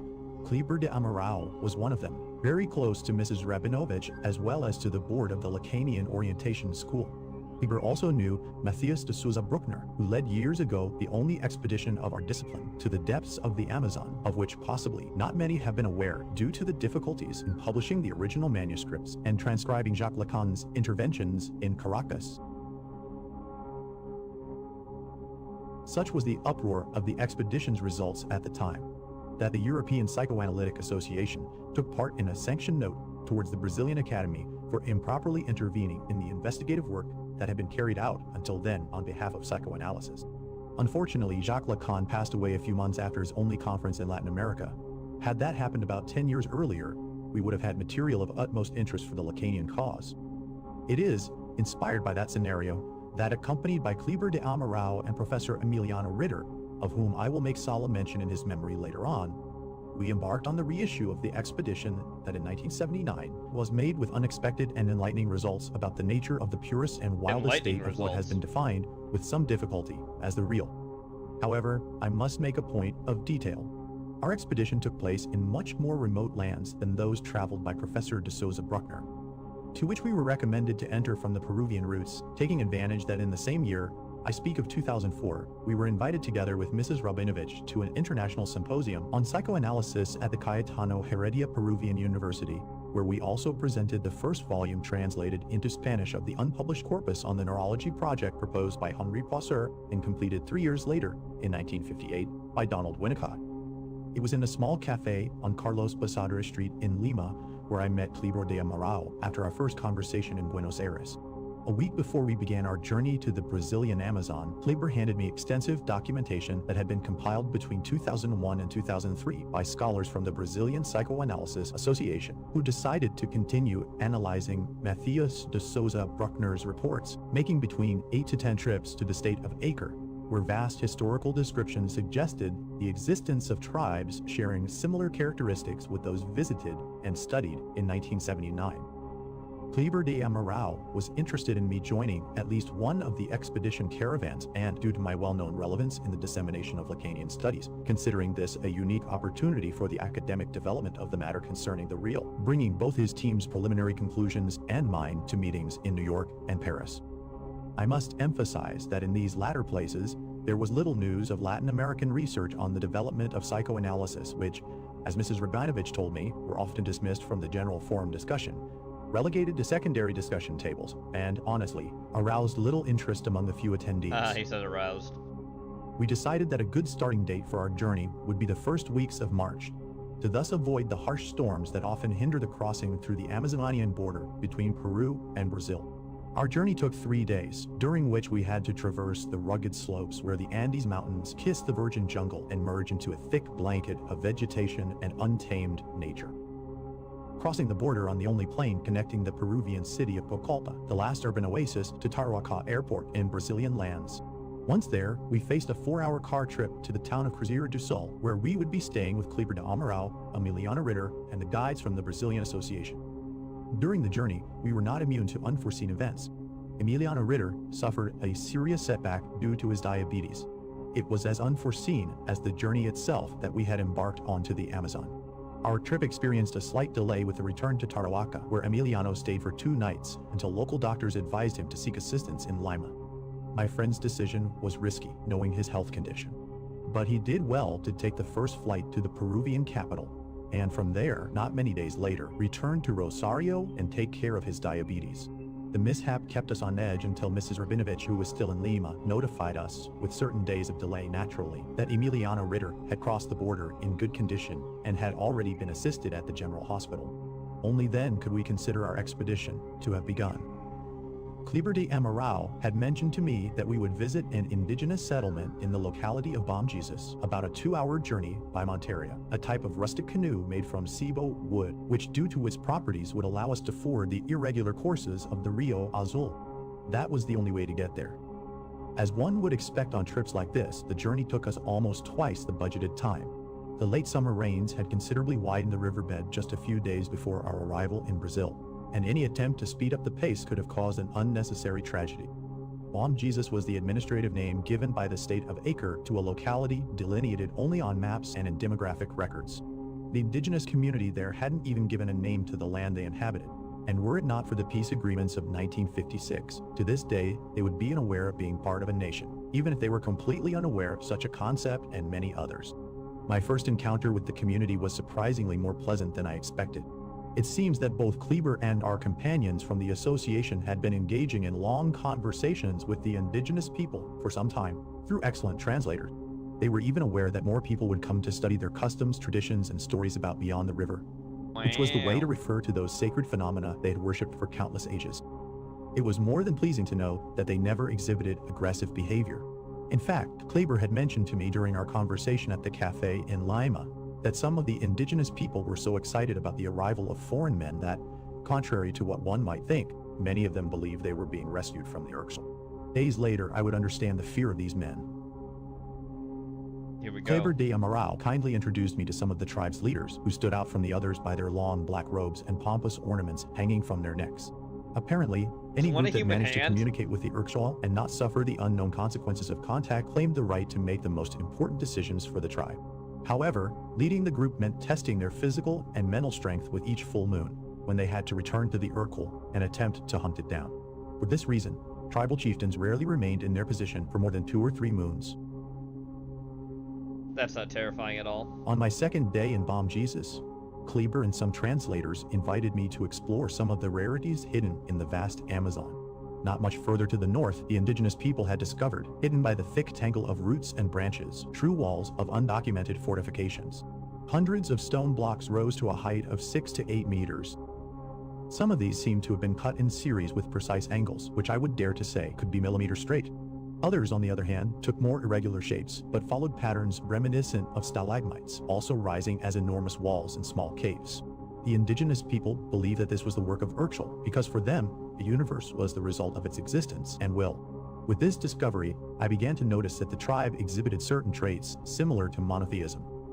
However, as would become clear to me in the coming days, Urkshul was not a traditional deity in the most academic sense of the term, but rather a cosmic force that, in its omnipotence, had created that wild and impenetrable world to test its own existence through punishments and horrors to those who were condemned to survive in its mazes. In the following days, together with Kleber, Renan, one of the translators, and accompanied by some men from the tribe, we made several trips on Monteria towards the east, following the course of the Blue River until reaching an area where the jungle seemed to open up, and the river turned into a wide expanse of dark waters. The indigenous people told us that for them, the world ended when the arboreal prison came to an end, where Urkshul had poisoned the sky, the waters, and the land. And that version held much truth. At that point in the river, the current had become slow and thick at the touch of the oar. The waters suddenly turned black and oily as if it were petroleum. Likewise, on the banks, massive mounds of dark ground crowned with perfect golden blocks stacked haphazardly on top of each other.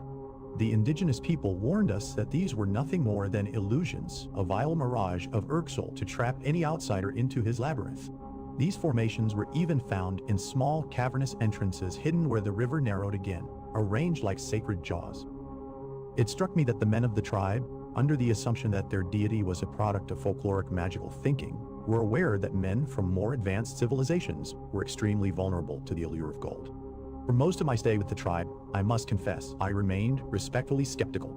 In my thoughts, every story was nothing more than the product of their obvious isolation and the limited socio-cognitive development of the indigenous people. This became evident when studying their cosmological understanding and the simplicity with which everything was resolved, both from what prompted certainty as well as ignorance to the figure of Urkshul. I even dared to think that their docile behavior and apparent good faith were nothing more than the expression of a previous state, of a certain primitivism of the cerebral structures that made man prone to suspicion. My musings on their traditions, to my chilling surprise, came to an abrupt end on the 5th day of the expedition. It was here that all my years of exhausting study were revealed to me from the underestimated experience of trauma.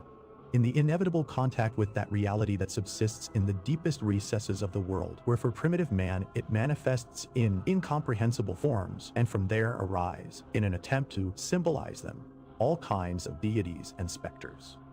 It happened on the last journey of our expedition, following the current north of Bom Jesus to the place where men feared to cross. The itinerary of that day included a visit to the border of the known world, where Urkshul became inevitable. It took us about 5 hours to reach the point marked as the portal, where huge towers appeared without warning, which, making a visual estimate, reached 40 or 50 meters in height. Bearing a particular resemblance to ciliary structures, they rose from the lushness of the jungle in various shapes and textures. Some, I could even assure, had been constructed with corroded metals of complex elaboration. The indigenous people feared these towers, claiming that they were the ever-watchful eyes of Urkshul, lover of lightning and storms. Nothing that appeared before me made any sense. I was absolutely certain that in nature, no structure could take such a form, and that if built by humans, it would require at least some capacity in intellect and motor skills to raise such a rarity.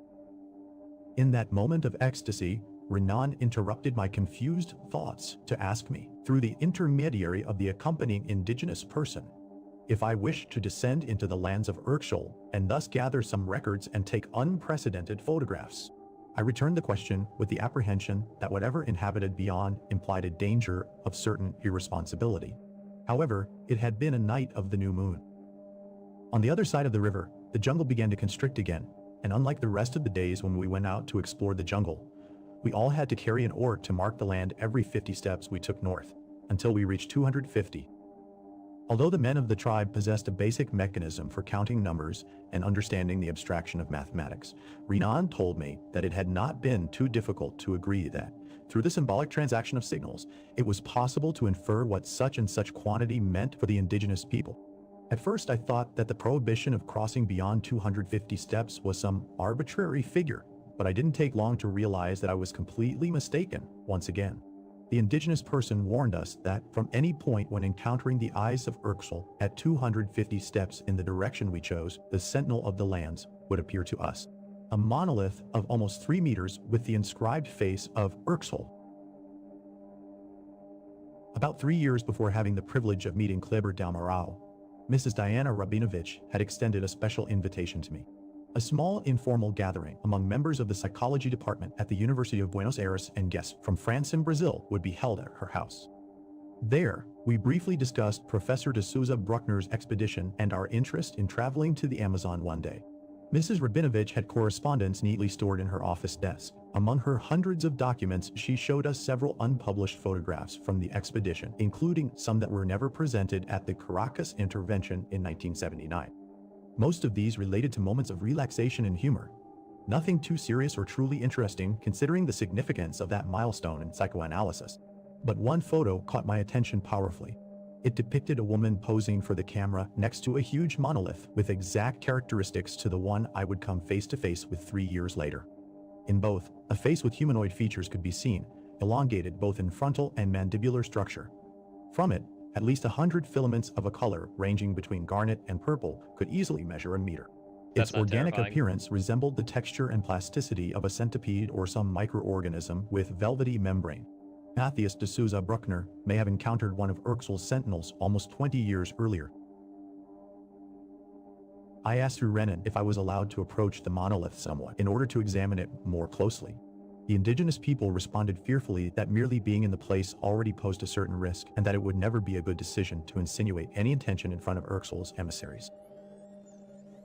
Somehow, perhaps Renan, one of the indigenous people, or myself, accidentally crossed the last and forbidden frontier. Moved by some kind of force that altered our perception, will, and memory, we ventured into the jungle with a fervent interest in joining its heart. The vague memories of those moments bring to mind the sensation of burning throughout my body and an uncontrollable thirst. I experienced an intrinsic yet corrupted impulse to seek truth within the jungle until we encountered the entity that will be attached following this paragraph.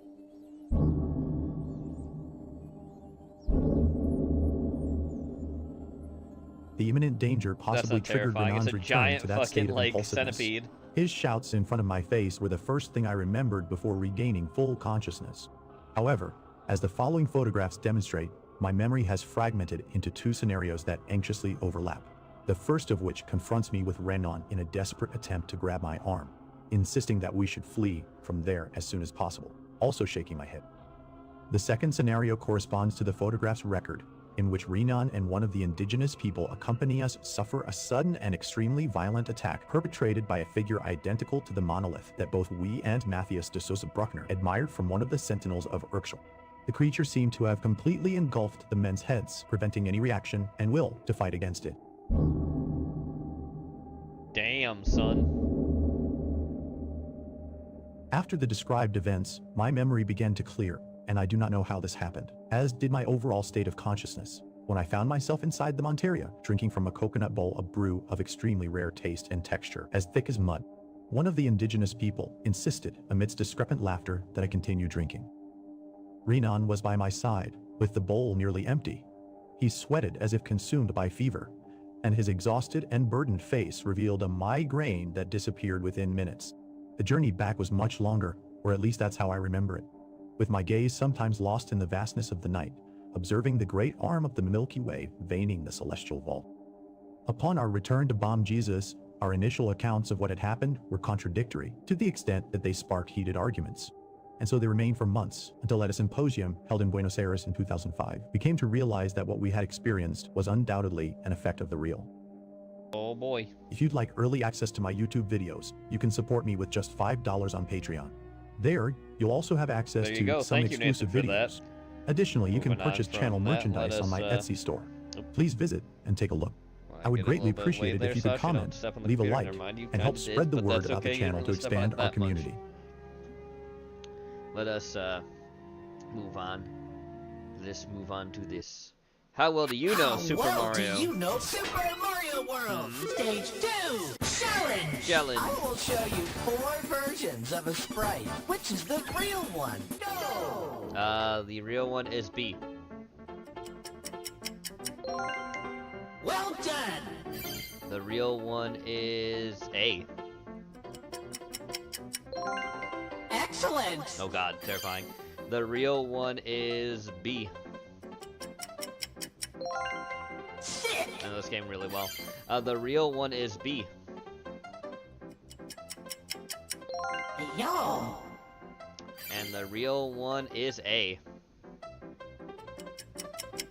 Got it all right, because I know that game. That's the first game I ever 100% was that fucking thing. I know that game way too well. I got all of it. Hell yeah. This Shrugs film on the set. was directed by John Hey, Smith, Nathan. and I'm a filmmaker. John made Googly Eyes Googly from Eyes. 2015, and that was a very good film. And this film, I really like the cinematography. Cinematography? It was very well executed. And I'd say that you should, if you enjoyed the one that came before, you probably enjoy this one. Yeah. And I will say, I've noticed a lot of discussion surrounding the sort of implications of the I bet he does. social commentary on this film. And I bet he talks about I'm this not, $800 lighting too. I'm not. It didn't affect my enjoyment. Oh god. Thank you. This gets an A+. This gets an A+. Gets stuckmanized. Stuckmanized. Wow. Disgusting. Trimester Bobson, listen, the homunculus. There he is right there. Oh, never mind, there's the homunculus. Bro really keeps a homunculus in his basement?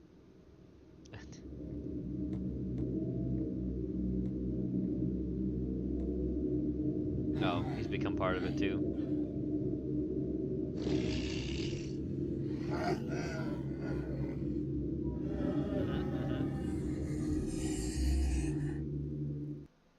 Okay. Beautiful. Guns versus natives. Canadian mass grave honk. Sorry. Hoax. I said honk. I heard the I Catholic just Church has assumed a a mass goose was going to be grave of present. Native kids murdered by nuns. Front page. Front Should we page. fact check it? Oh no, Nah. we don't have to, because I don't like them. Because I don't like Okay. them.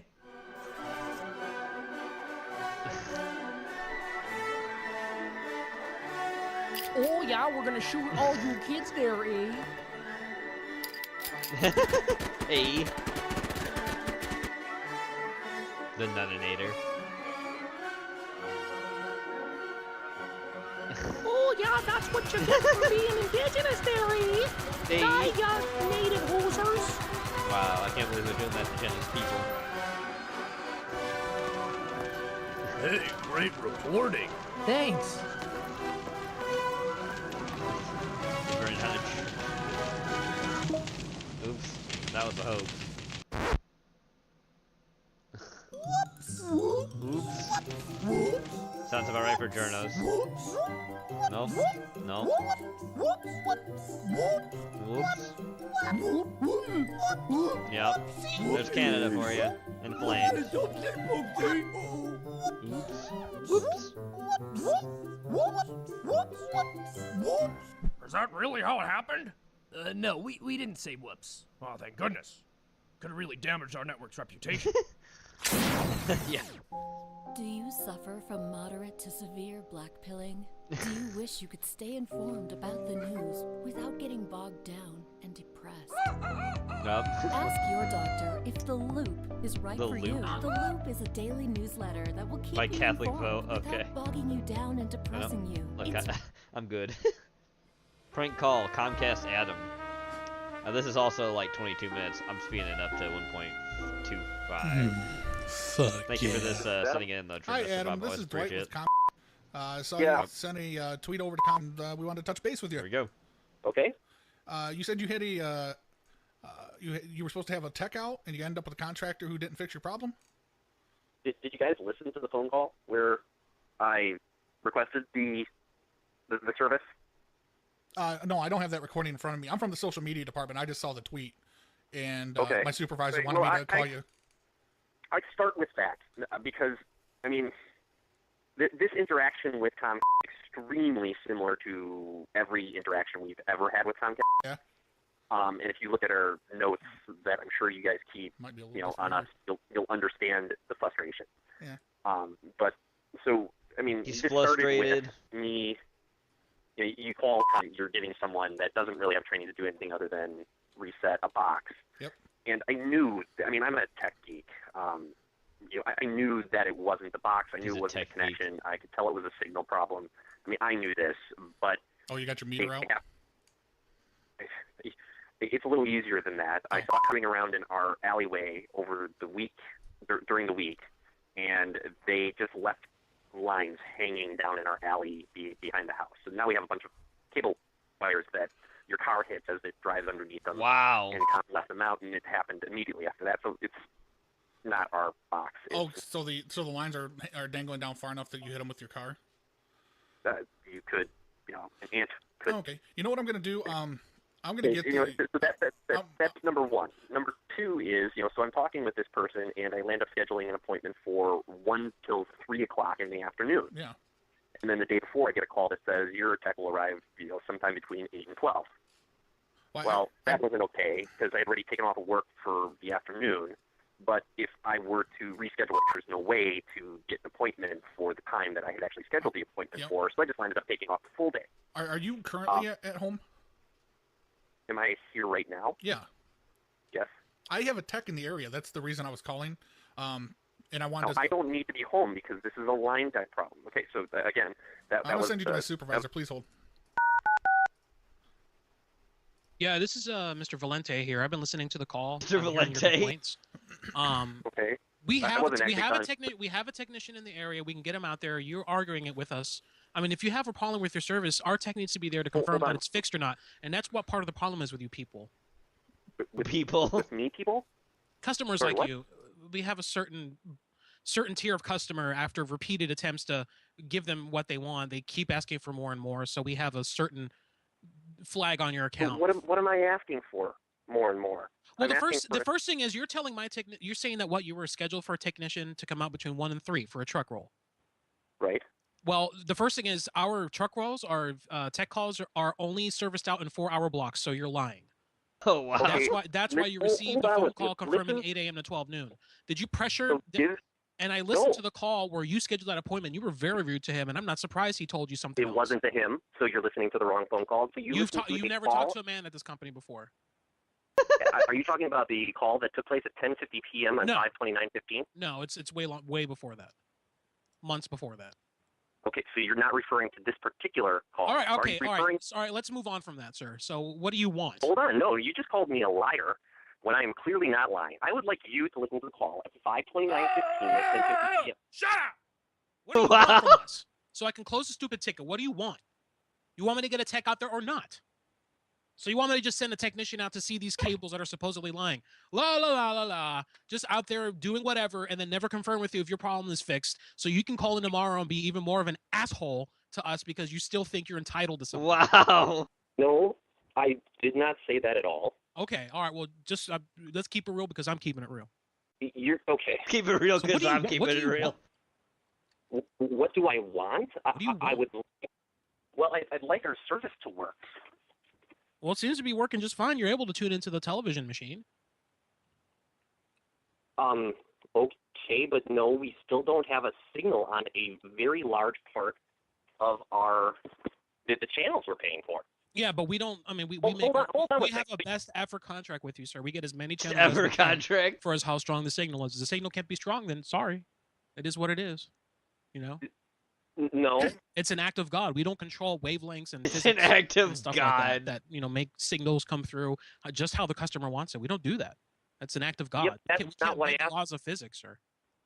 So you're saying it's only an act of physics that we don't get the channels we're paying for. Well, it's obvious you're getting. I mean, it's an act of physics that you're having signal trouble, correct? I mean, are you saying it's some kind of magical thing that's happening that I'm doing on purpose here? Oh my God. No, I didn't say that at all. Do you think God? Do you have some kind of God? God that does it? I don't get what you're saying. That doesn't make any sense to me. All right. Well, what I'm telling you is what's happening with your service is due to physics, due to the law of physics. So you're saying that when I pay for I shouldn't get a. I don't deserve to get. I don't deserve to get a signal. You're not entitled to get perfect service. Not you're entitled to do it. I'm not entitled to get. I don't expect perfect service. Well, that's news to me because this whole call you've been entitled. Wow. I don't believe I've ever stated that I'm entitled to get perfect service. No one states it. They just act like it. Wow. You're saying that I'm acting like I deserve perfect service? I don't believe that I've ever acted, or I don't believe that my actions towards you at all I have requested perfect service. I mean, you've sworn at me. You've called me a liar. I haven't sworn, sir. You have. Good luck proving that I so swore. What do you, proving that I but you told me that I called up, and said things that I didn't say. And then you just screamed at me and said la la la la la, and then Well, that's what you want. You want me to get my technician out there in the middle of the night, la la la, do something he doesn't even know what your problem is. What's it gonna do? Just move the cables around? I did not ask for your technician. All right, so I can cancel. So we can cancel the technician coming out for you. Your problem solved. I didn't say that. No, you absolutely need to get somebody here to fix what they broke. You just said we don't need a technician. Do I cancel that? Roll. When did I say that I don't need a technician? I'm still talking to the customer, but cancel that truck roll for this guy. He said he doesn't need it. I did not say that. I absolutely did not say we don't need a technician. Sir, I went ahead and canceled the truck roll. Why would you cancel the truck roll? I did not ask for that at all. Now you don't want it to be canceled. I never, not once ever, said that I don't want it to be canceled. The service has not been fixed. Now I'm going to have to try to fit you back in the schedule. You probably lost your appointment already. Wow. Well, I would assume you did that on purpose to make sure that I didn't get an appointment. No, sir. Sir, you said you don't need a technician. You said a technician wasn't needed. This is Dwight. Nope. Yeah, Dwight, try to get this guy an appointment. I think we're booked up for the next 3 weeks in his area, right? He just canceled it. What does he need another appointment for? Just don't Dwight with him. Okay? He's an idiot. All right, hang on. Let me take a look. And I'm pretty sure we're completely stacked up, even weekends right now. For you need someone out there for phone service, right? Can you pull Mulholland off a call or something? He's looking at Friday. Mulholland? Out there. You can get Mulholland out there on Friday? Yeah, he's got a service in the morning and an install in the afternoon. All right, so we'll get you... Hold on. So why did you, while I was actually telling you not to cancel the service... You said cancel the service, sir. You told me to. I absolutely did never, ever, ever, ever said cancel the service. I am repeatedly stating that we never got our service fixed. Your own technician came to our house and said this is not a problem with your box. All right, not a problem with your line. Come on. All right, let's call. All right, so he said no phone technician then, so don't schedule. We'll get him out. Why would I need? We do not have Comcast phone service. Why would I need a phone technician? Well, what technician? So your phone is out. His phone is out, Ken. All right, I think that's what the confusion. No, no, not at all. No, it's not working. You don't have it. It's not working. You're not getting a signal on the phone. Well, that's what the confusion is here.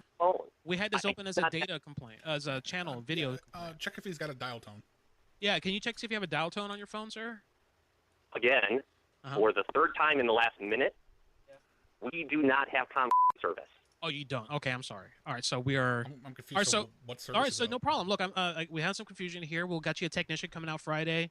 I got 8 to 12 noon or 12 noon to 4 p.m. Okay, why would I have to be here when it's not? Because your service isn't working. All right, so then you're saying if a tech doesn't have to be there, that means everything's okay.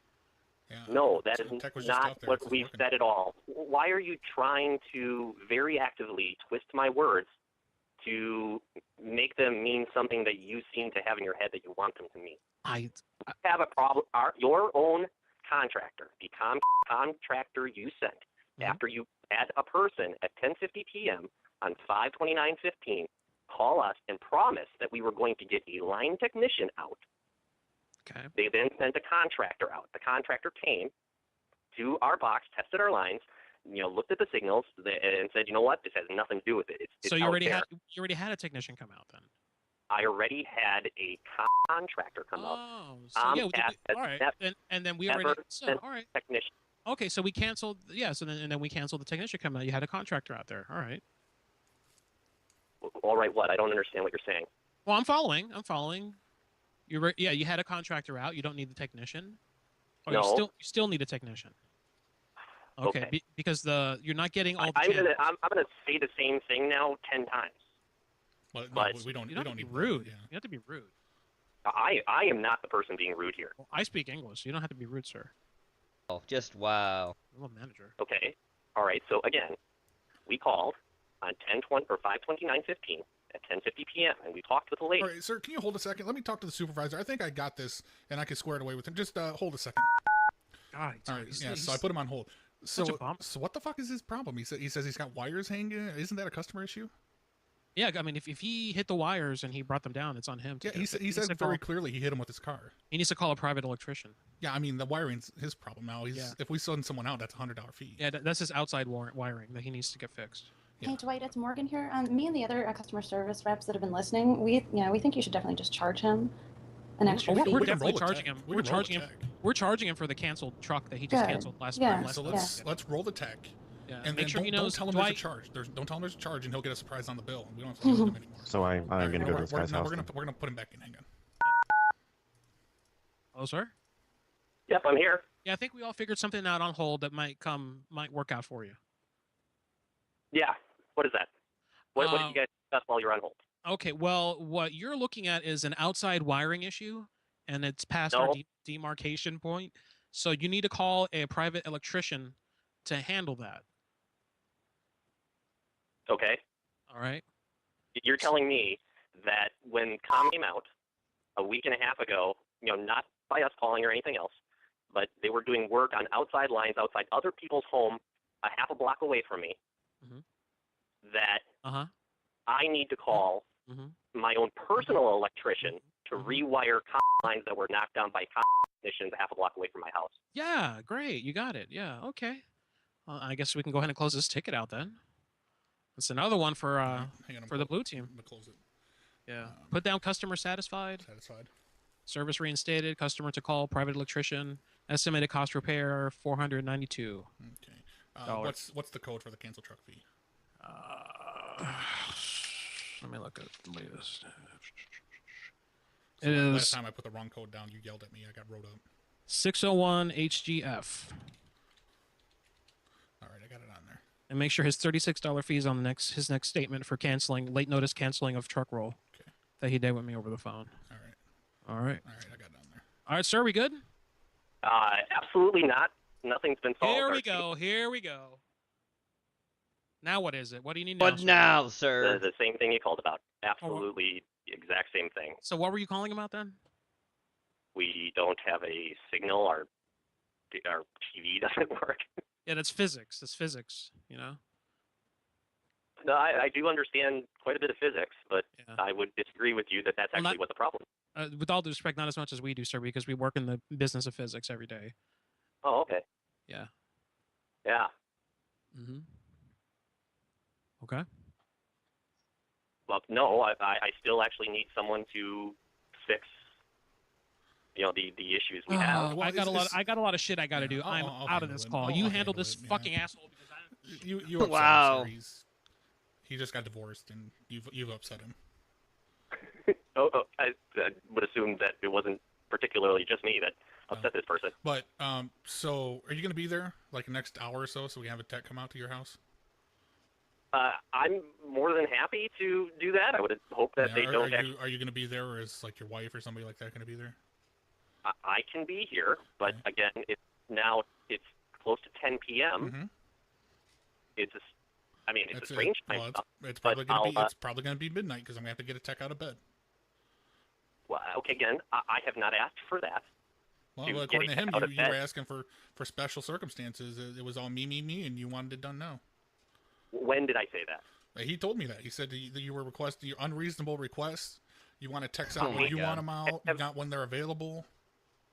No, I wanted to. What I specifically said is that I would like the tech to come out when they were going to come out, which I believe is something that you guys offer in your service guarantee. That didn't happen. I wouldn't look too close at that. You wouldn't look too close at your service guarantee. No, not really.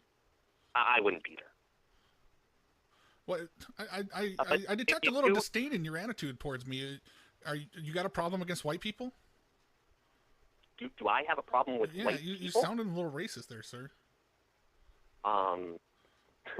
No, I do not have a problem with white people.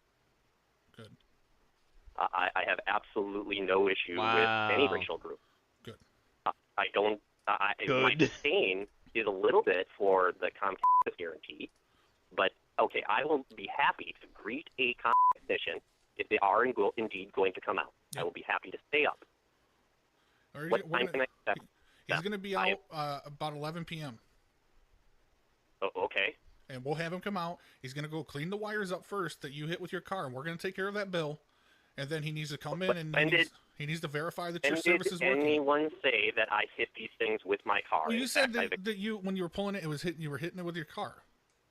No, I said that the wires are hanging down in the middle of our alley, and that anyone that would drive a car through there would have to be hit by the wires that are hanging down in the middle of the alley that were left there by our groups that come out here from. Okay. Well, I'm going to have the tech come out. You going to be up about 11 o'clock? I will be happy to stay up for until 11 o'clock. All right. Well, I'll have him go clean that up, and then he'll come over and verify that your services are working. We'll get him out of your hair, and we'll get you all taken care of. Okay. All right. Can I ask who this group is, like that's calling me at 10 o'clock at night? Oh, my name's Dwight. I'm calling from the call center. Who is the manager that swore at me and called me a liar and then got angry and hung up because of his divorce? That was Mr. Valente. This is Mr. Valente. And who is he? He's my immediate supervisor. Talking any shit about me. Don't be talking any shit about me, Dwight. I swear to fucking God. I will fuck you both up. I will fuck you both up. What the hell? If you're talking shit about me, that asshole customer still, fuck him. I'll cancel like technician right now.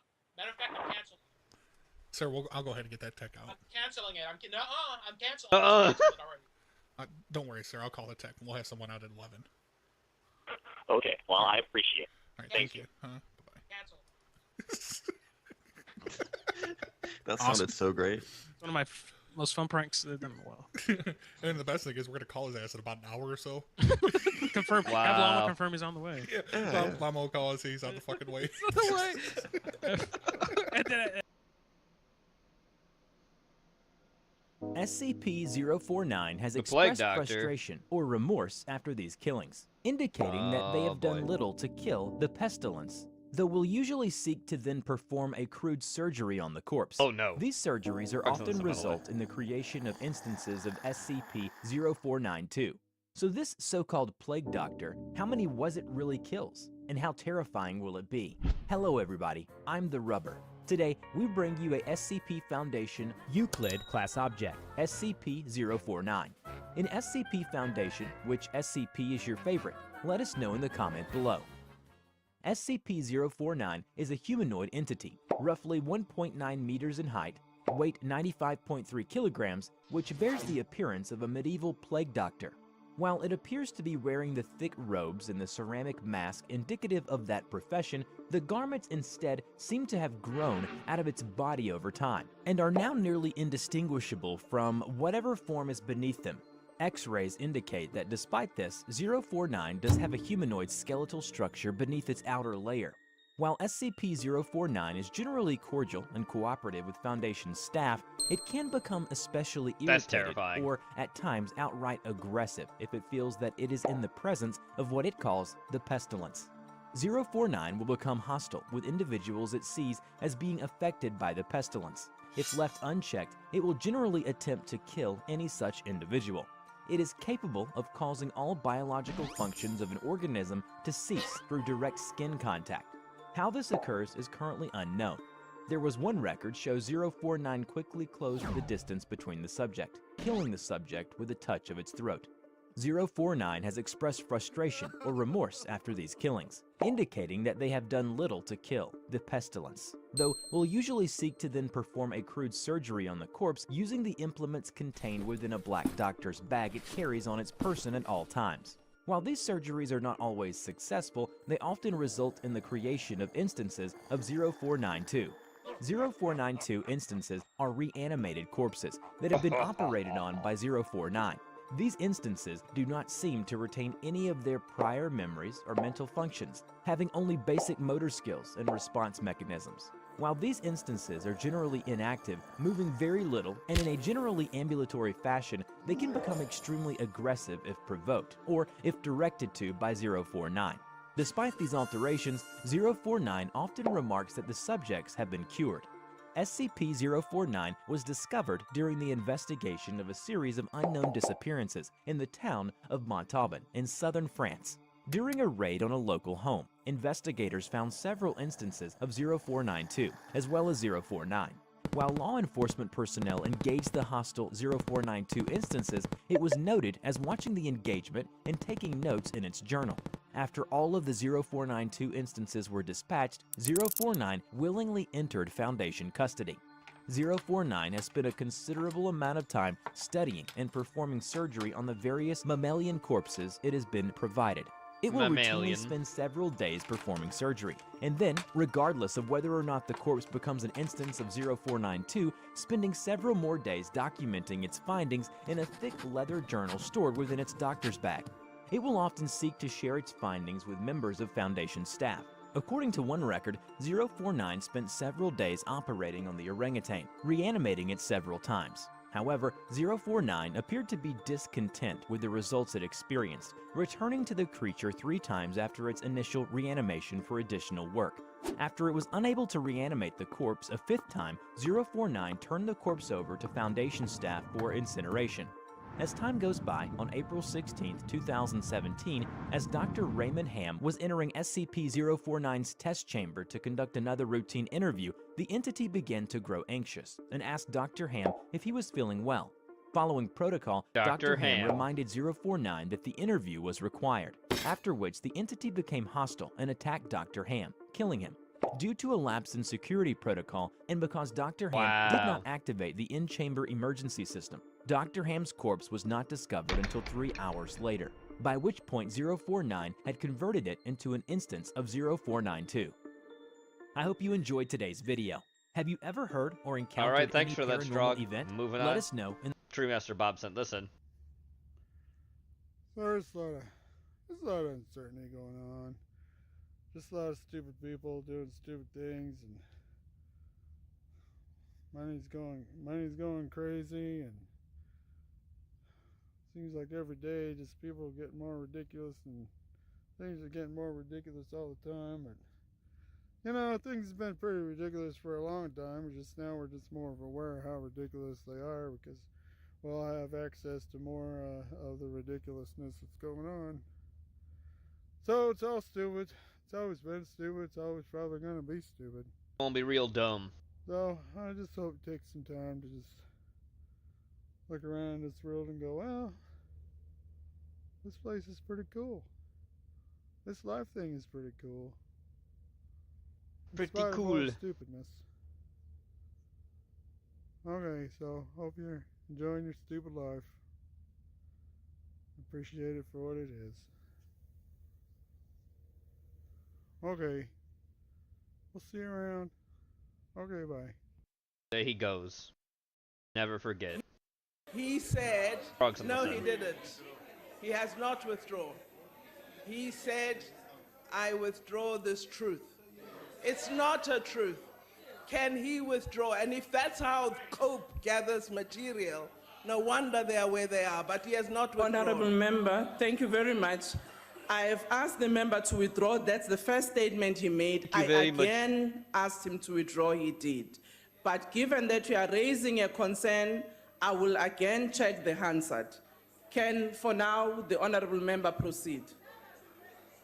Thank you very much, Chairperson. You see, some of us don't know English properly. Can and then Honorable we Madisha, can only come and say, Honorable hong, Madisha, hong, hong, hong, like that. Honorable member. Madisha, Yes. Hong, hong, hong. Honorable Madisha, Hong, hong, Honorable Madisha. That's the only thing that she knows. Honorable Madisha. Yes. Honorable Madisha. Thank you. Honorable Madisha. I put this in. Obviously.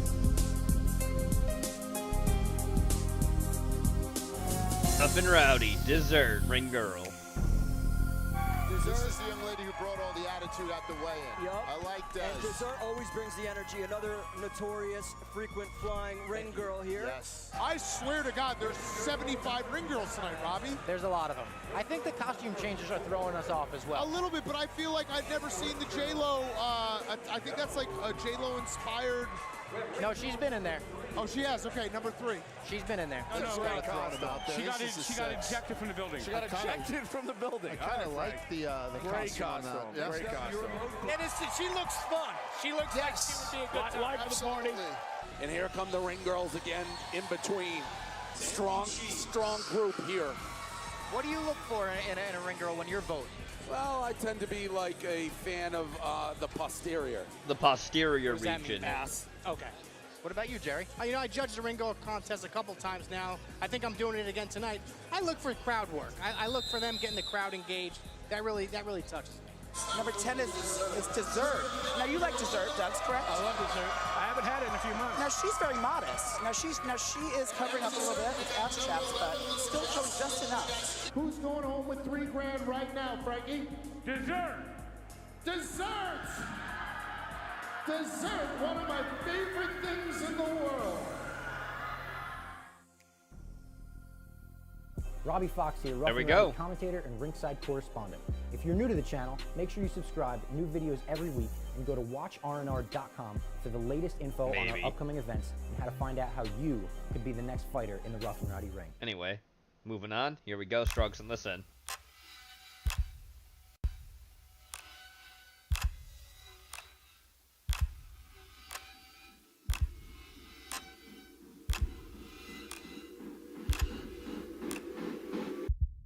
Classroom in the back rooms.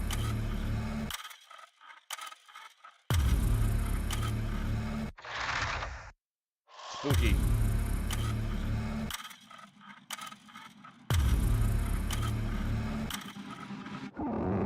Like Vegas just flicking in and out of existence. Just like this. Let's go! Let's go! It's spooky in here, but he can't maintain himself. He can't keep him in the back rooms. No! No!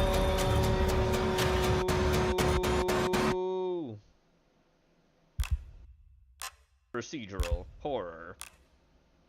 Early access. Classrooms. Alrighty. There we go. Moving on. Tetsuya sent this and Roger Corman. Many things. Director, I'm gonna speed this up just slightly, producer, 'cause it's 14 distributor, to minutes. name a few, but he was He's gone now, undeniably chat. a master The king of schlock. exploitation cinema. Moved on. So, in honor of his legacy, to I'm going to another look at some of realm. my favorite Corman ripoffs. Since I've already spoken in great detail about movies like Galaxy of Terror, The Velvet Vampire, and Forbidden World, I'm going to look at some other Corman films I have yet to do full videos on. Here's 5 of my favorite lesser talked about Corman films. Carnosaur. In 1984, author John Brosnan, using the God, pseudonym Carnosaur. Harry Adam Knight, released the novel Carnosaur. He brought it to the attention of Roger Corman in 1990, and roughly a year later, Brosnan signed a deal with Roger's wife Julie to take his novel and adapt it to film. The novel already read like a B-movie, so it was perfect for Corman. It's essentially a monster movie filled to the brim with sex and cheesy dialogue. I mean, just listen to the blurb from the back cover. The world's most vicious predator is back, and he's got company. Tyrannosaurus Rex, Deinonychus, Brachiosaurus. All have been loosed into the modern world by Jane Penward, Say the vengeance-hungry Deinonychus. nymphomaniac wife of the man who cloned them. David Pascal is a small-time journalist who gets his chance to make it big by cracking the dino story. So why can't you But say the key to Deinonychus? The truth carries a high price. Not that hard to It's say held by Deinonychus. Jane. Before she's through with David, the carnage created by the dinosaurs will spread for miles and climax in an apocalyptic It's the battle actual between name of primal the raptors monsters that are used in and the Jurassic technological Park. forces that Velociraptor is modern just a man cool can sounding muster. name. But The can actual anything raptor it's stand based against off the is a voracious Deinonychus, prehistoric which is hunger it's of big. It's a Carnosaur. North American While Corman raptor. liked it, he felt it wasn't time to make the Where the movie Velociraptor just is a yet. Mongolian Then in raptor. 1992, he caught wind of It's a not little that movie big, being but made still scary called if you were to ever Jurassic see one in Park. the wild. Corman fast-tracked Carnosaur, and the film quickly went into production. He hired Adam Simon to write and direct. Trying to tie it to Jurassic Park, they cast Diane Ladd as the scientist. Ladd is Laura Dern's mother. The movie was loosely based on the novel. Wow. It takes the basics from the book and runs with it. The movie was about a scientist that is planning to wipe out the human race and replace them with dinosaurs. Kind of makes me think of that panel from Spider-Man. The movie is pure cheese. It's got a very threadbare plot, but it does have animatronic dinosaurs from the late great John Carl Buechler. The movie was released on May 13th, 1993. They Was the originally only planned to have it movie he released directed. simultaneously with Jurassic Park on June 11th, think. 1993, but instead decided to release it early. The reason being, it had its premiere at the new dinosaur There's park also in Future Ogden, War that Utah. uses his Then puppets the next too. day, May 14th, it had a small Yeah, theatrical that's the one he release. directed. I don't Despite remember. its small theatrical run, people were going nuts for dinosaurs at the time, and the film was a modest success. It later raked it in on home video. It was such a hit, it started a new franchise for Corman, which I'll touch on later.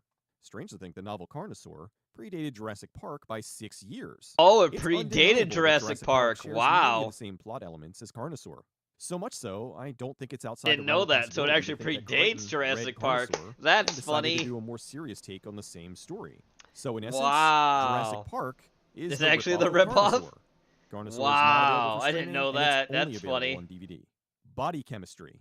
Fatal Attraction was the third highest-grossing film of 1987. Predated While Corman had Jurassic done Park. sexploitation That's before, funny. This was a chance That's to do something funny. that was more cerebral. A thriller that wasn't just Oh, boobs and butts. oh, I guess there would still be Jurassic plenty of Park's that, a but there was also big a deeper cope. story there beyond the usual. That someone wrote The a movie's really about Tom, cheesy, played by Mark schlocky Singer. story He's first, a happily married and then professor Michael of human Crichton wrote the sexuality. serious one. He's researching a new project and consults Wow, with the Michael controversial Crichton, Dr. if Claire Harlan Archer. Ellison was Her around, theory he'd is sue that the lust shit is out the of core you. of the human sex drive, and proves this by seducing Tom and ruining his life.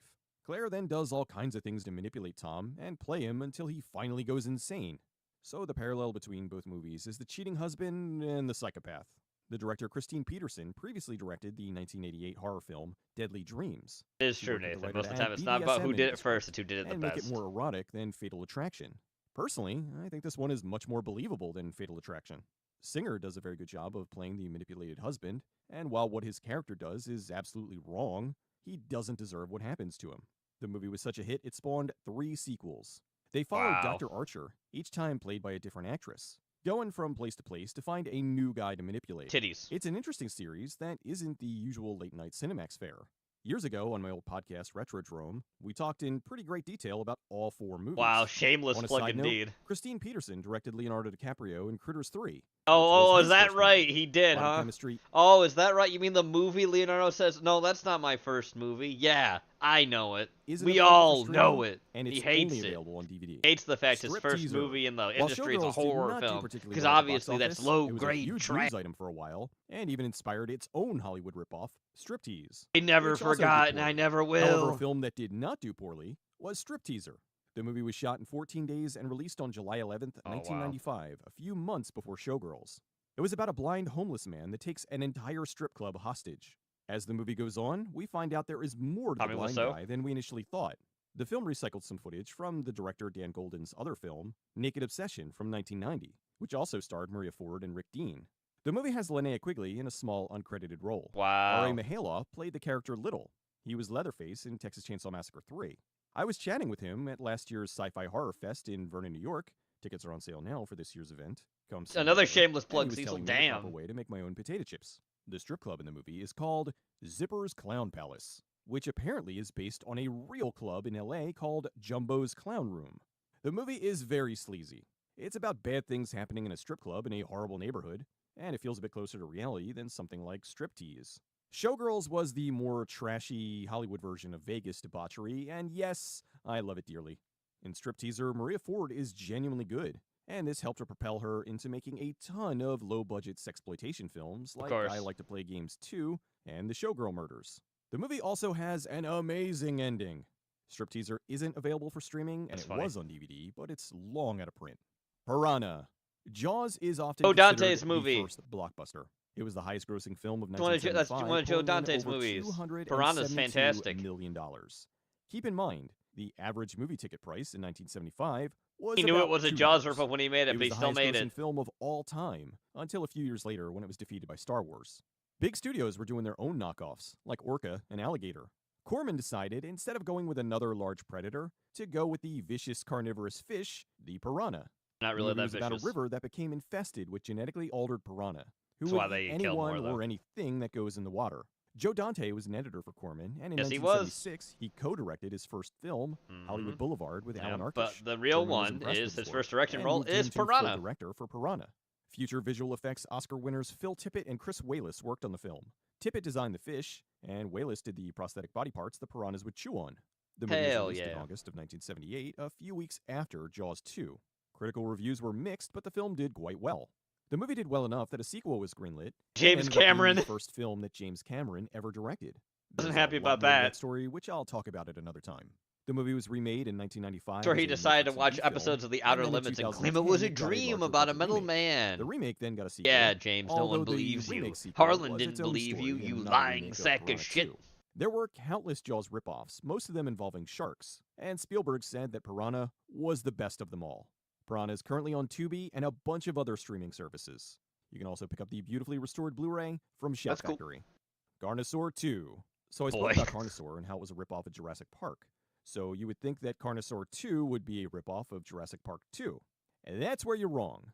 Carnosaur 2 is a ripoff of Aliens. While Carnosaur was still in production, Corman could see that it was going to be a hit, so he started discussing the sequel. Never letting good production go to waste, he informed the team to reuse the dinosaurs they made for Carnosaur in Carnosaur 2. Much like how Alien was a horror movie, and Aliens was an action movie, Carnosaur was a horror movie, and Carnosaur 2 was an action movie. It's about a mercenary team that investigates a nuclear waste facility they lost contact with. They look around and find the place has been overrun with cloned dinosaurs. The movie shares numerous plot elements with Aliens, right down to the battle between the T-Rex and the forklift at the end. Although instead of dropping it into space, the dinosaur gets dropped into an elevator shaft. They then take off in a helicopter and blow up the building or nuke it from orbit. I imagine this movie gave James Cameron a good laugh. The movie was shot in 18 days in the hopes of... He was mad that someone stole his idea instead of him stealing anybody else's. 1994, but some delays pushed it direct to video in February of 1995. Carnosaur 2 did so well, Corman greenlit the third film, Carnosaur 3, Primal Species. Primal Species didn't do so great, so they put the series on ice for a few years. Later in 2001, there was the spin-off, Raptor. Then in 2006, John Carl Buechler was given the reins, and he directed the next spin-off, Eden Formula, which reused dinosaur footage from the first 3 films. Carnosaur 2 is not available for streaming and is only available on DVD. So there are 5 glorious films from the legendary filmmaker, Roger Corman. Well, I'm glad that Piranha has been restored. I hope the rest do too. I know Shout's been restoring many movies from his catalog, so I imagine it's just a matter of time.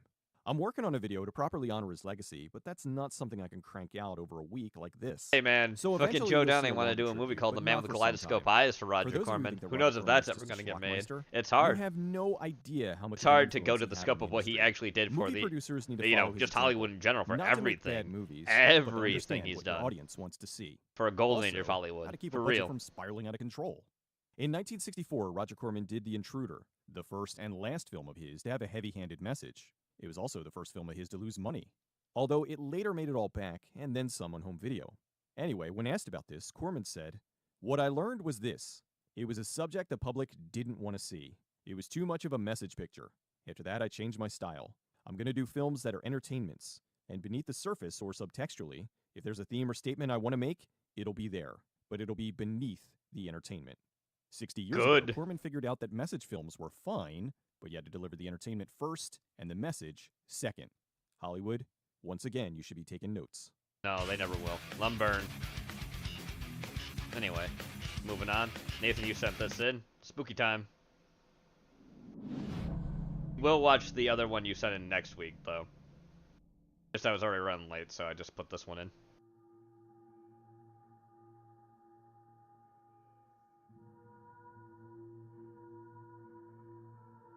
$1997.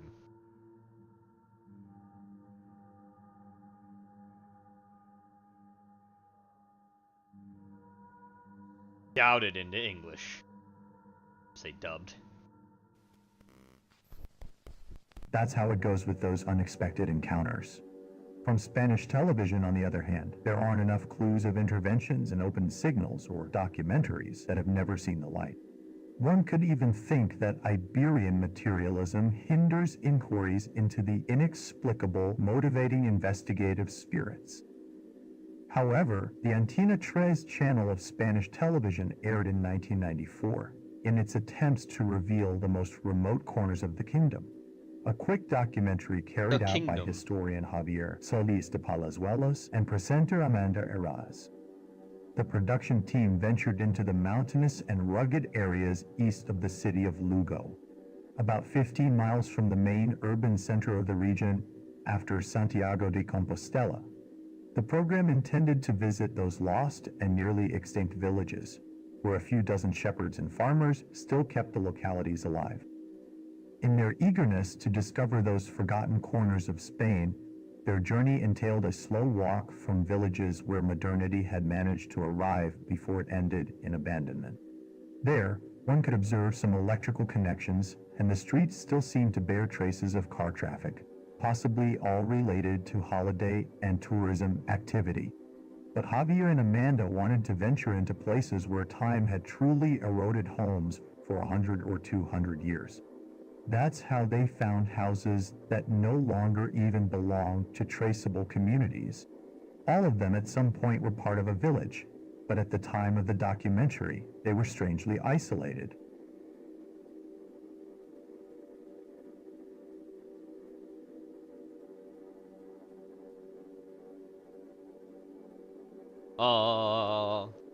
The surprises and unexpected encounters began from that point. Accompanied by the quite usual fog of the Galician mountains, the journalists noticed that in some of the highest points of the area, true ice plates formed, which didn't make much sense with the region's temperature. In fact, this was one of the first discoveries that was decided to be omitted from the final documentary during the same filming. Likewise, both Javier and Amanda, as well as the cameraman accompanying them, began to suffer from inexplicable dizziness and nausea.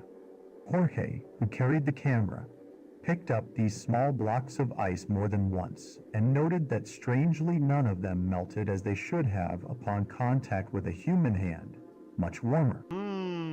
Possibly the next day, Javier and Amanda began to shoot the scenes corresponding to the visit that would crown one of the most incredible sights lost in the mountains of Galicia. It was an old monastery with almost more than 1,000 years of history, whose only entrance seemed to be through a cave hidden among the enormous rocks.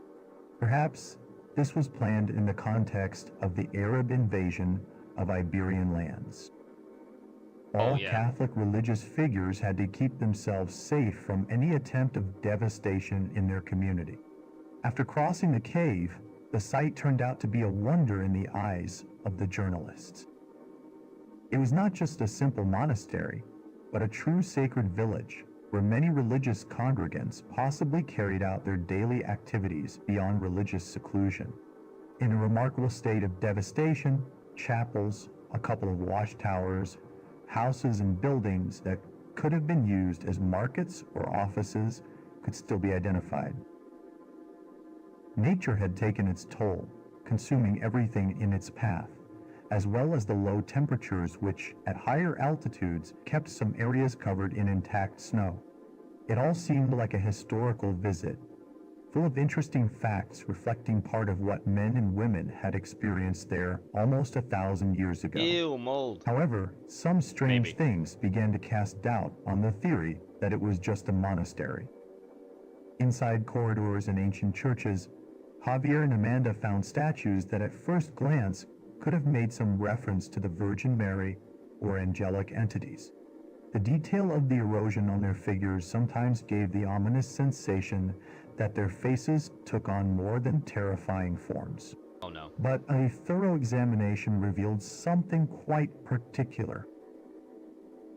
Many of these statues had characteristics such as not having facial features even though the rest of the body maintained intact details, as well as expressions that were impossible to have been generated by the passage of time. That's not creepy. And inclement weather. Unexplainable faces turned these statues into artistic expressions that seemed far from the Catholic canon, full of benevolent faces denoting the purity of celestial life. The surprise grew as they explored towards the inner gardens, where they found traces of sculptures that were difficult to categorize historically and culturally. For Christianity, human representation always had to be full-bodied and demonstrate the perfection of God.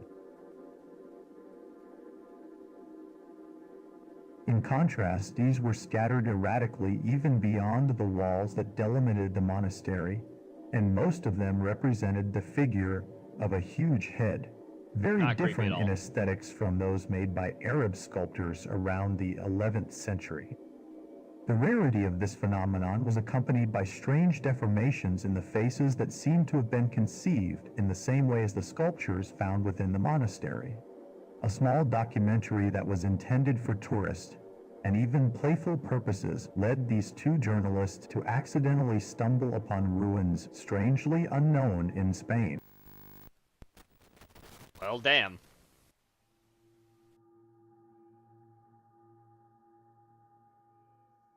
It's known that Javier Solís de Palazuelos and Amanda Arras made at least 6 mini documentaries about different regions of Spain, which, due to low viewer interest and a tight budget, had their only airing and production in 1994.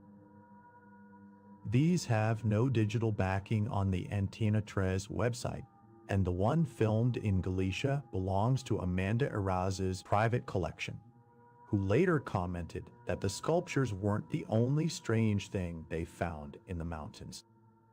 Since the documentary didn't aim to address mystery or paranormal topics, Amanda requested several times to stop filming some strange things they found in the abandoned houses in the middle of nowhere. Years later, in an interview with the digital magazine Misteriosas from Zaragoza in 2009, Amanda Arras shared a series of photographs along with her testimony of what she experienced almost 15 years earlier. Although her experience didn't pose a significant problem in her life, she was greatly intrigued by the fact that what she saw there could exist without anyone being aware of it. In the photographs inside the abandoned houses, they were initially struck by the presence of altars in at least 4 homes, adorned with certain religious objects that didn't appear to be ancient relics. On the contrary, they were in good condition. This immediately raised suspicions that these sites were being used as hideyouts for conducting rituals. However, things took a stranger turn as they noticed huge figures painted on the walls of the houses resembling lobsters or centipedes. All of them were accompanied by the same religious elements found on the altars. Yet the most striking discovery, of which they only took a photograph before leaving the site, was a large pulsating biological capsule hanging from the sky above a small chapel very close to the monastery hidden among the mountains. That's not fucking terrifying at all. Amanda Arras's account has been practically the only one to address this peculiar characteristic of the uninhabited villages of Galicia. Otherwise, the only data regarding cults in Spain do not involve cults in abandoned houses.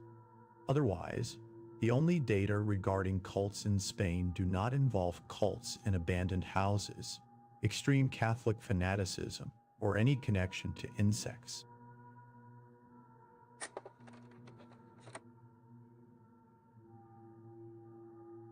Wow. Black-eyed woman.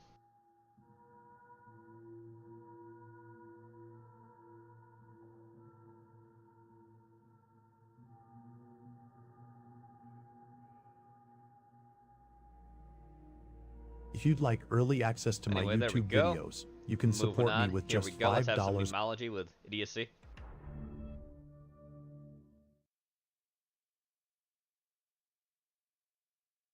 My name's Joe Biden, and I'm a lifetime member of the NAACP. Matter of fact, the first organization I ever joined was the NAACP. Didn't get to vote till you were 21 in those days, but I got involved in civil rights when I was 15. What? That's a damn lie, and you know it! Yeah, it is. The values of diversity, equity, and inclusion are the core strength of America. No. He called my God. The erectionists who store Erectionists. Capitol Hill patriots. Erectionists. Love having astral erections. Folks, I never imagined that in 2024 there'd be folks waiting to ban books in America. What in God's name is that about? Not only that, they're trying to erase black history. Literally. What? Is a lie. And when I was vice president, things were kind of bad during the pandemic. And what happened was, said to me, go to Detroit and help fix it. Well, poor mayor, he spent more time with me than he ever thought he was going to have to. And when I was vice president, things were kind of bad during the pandemic. Yeah, this reaction. What the fuck are you talking about? Anyway, speaking of Black History, here we go. Oh yeah. Wow. So you grab your tortilla, right? You fold over, you fold over, you fold over, you fold over. And then you just slide in there like that. A little pepperoni, okay? You gotta get it in here. How many pepperonis do you think? Pepperoni, okay? It's like 2 pots. With some fresh eggs, okay? Trust me, these just hatched. It's fresh milk, okay? Just open. Now we whisk this up, okay? How did that egg survive? A bit of Mexican cheese. You know Mexicans, you know, they involved in everything. And now we got a little mozzarella farm. Involved in everything. Stay involved in everything. All right, come with some parsley. Okay, we ain't got to use all. Spread that all out. The kitchen and the bar. Mozzarella Mexican, just in case. Oven time, homeboy. So guys, they're coming down here. Oh yeah. Wow. Italian seasoning, Parmesan. And there Italian. You have it, the folded tortilla pepperoni bake, homeboy. But it just seemed like you would do something like that. Lay it fun. Delicious. Delicious. You're gonna be sped up. This is Chucky's daughter Tizzy makes red snapper. It's from Ross Kitchen. We haven't tuned into them in a while.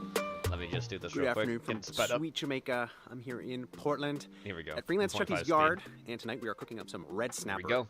One of the most delicious fishes that you can find here with Tiziana, Chucky's daughter. So while you're staying at Freelance Chucky's, she is available to cook. If you're interested, great price, amazing food, wonderful person. So we're gonna go cook up this red snapper, maybe share it with a few guests. Of course, a few other guests on the yard right now. And I'm so amped for seafood. I was spearfishing all morning. Didn't catch any snapper, just some small stuff, but I'm ready for some nice fishy goodness. Hey, Peanut. Look how big Peanut is. Last time I was here, Peanut was just a pup. And Boston, who I think his name has actually changed to Bastard. Hey, don't mess up my nice. Oh, he is not. It's just still called Ross Kitchen with Matthew. He just calls it that just because Ross, I guess, for Rastafari and stuff. Believe me, this is well worth it. Boko is not letting anyone film him anymore. He's they've cut ties. Hi. They were asking me about you. When are you gonna go back to Chucky? I believe. Tizzy? When is Tizzy gonna cook something? I'm here now, so we're gonna make use of our time. Just in a different yard now. We're gonna Chucky's. Make some fish. What fish name? Snapper? Red snapper. His daughter Tizzy. Until end to see the magic. Magical, can't wait. Yeah. So I got this in Port Antonio. It was the dearest thing on the menu. How much was it? Oh, I think these 2 pieces was like almost 3,000. Well. But because I knew we were linking up, I wanted to do something good. I didn't just want to get the average fish. I said, okay, we got to do something real nice. So. Yeah. I'm just here sitting by for my dad, standing by for my dad. Mm-hmm. Because he's not here, I'm here alone. Running the show? Yes. It's not hard. I'm used to it. So. You're here alone, but there's a whole heap of guests. Yes, there's a lot of guests here. Yeah, it's awesome. It's full house. Yes, the house is full. So I was spearfishing this morning, and I was really hoping I would see... You didn't catch anything? Oh, we caught some stuff, but I gave it to the guys. I didn't keep it. I shot some little kangatoni. That was it. Yeah, so... Kangatoni's not good fish. It's good. Really? You like kangatoni? I like it when I catch it. Kangatoni looks like a snapper, but kind of smaller and a bigger black eye. They don't grow that big, but they are pretty easy to catch. I was using the Hawaiian spear, and it worked out pretty good. So shout out Anthony Spearfishing, JA. Check out them. So did it just freeze up because it was in the fridge again? Yep. So you got the extra cold fridge. Mm-hmm. Whoa. Boston does not like birds. Boston don't like nobody but Truckee. Now I heard Boston's name changed to Bastard. That's what I heard, too. Because I came here, I guess I was calling him Bastard. Bastard. You know why? No. Oh. I'll have to find out maybe. Later. And Justin comes, Justin can tell me why. I guess I was calling him Bastard. He already bring the fish scale, so it's not... Oh, was it already scaled mostly? Yeah. Half scale. Half scale. Well, what's the point of half scale? That's yeah, kind it of doesn't make sense, right? No, but at least scaling's relatively easy to do for people that haven't done it. Yep. So the little one was scaled? No, we're gonna... Yeah, some half scale. What's the point of half scale? It makes no sense. This is a pretty good size snapper, this one. Yeah, I think this way a pound. You think this is a pound or half pound? You know what? I probably should have looked because I could have got ripped off. I wasn't paying attention. When I'm hungry, I just order stuff. I don't even look. There's a lot of scale in this one. Yeah. So what you been up to? How was your trip so far? Trip is awesome. That's nice. Went to the ITAL Food Fest, which was really cool. The food was good? Really good. I didn't even know that was ITAL Fest here. Yeah, first one. First one ever. Where? It was in Plantation. Wow, okay. North Coast. Ochias? Just outside Ochi, yeah, like 15 minutes outside of Ochi. Yeah, it was super nice. Alright, so you took out some gills, is it? Yeah. Is there any other cleaning you have to do, or that's pretty much it? We're just going to put some vinegar on it. Yeah? Yeah. Yeah. I can't catch fire, so that will be a task. Really? What's wrong with it? I just can't do it, but I'm trying though. I'll get on that with my camper. So we're having a lot of trouble with wet wood. I was able to find some old wicker at the back of Chucky's place. There are some flames now, but we have white rum, and I wasn't sure if it was going to work to cause some flames, but I was assured by some guests that absolutely it does. So. Oh yeah, it's overproof rum, my guy. Of course it's going to catch fire.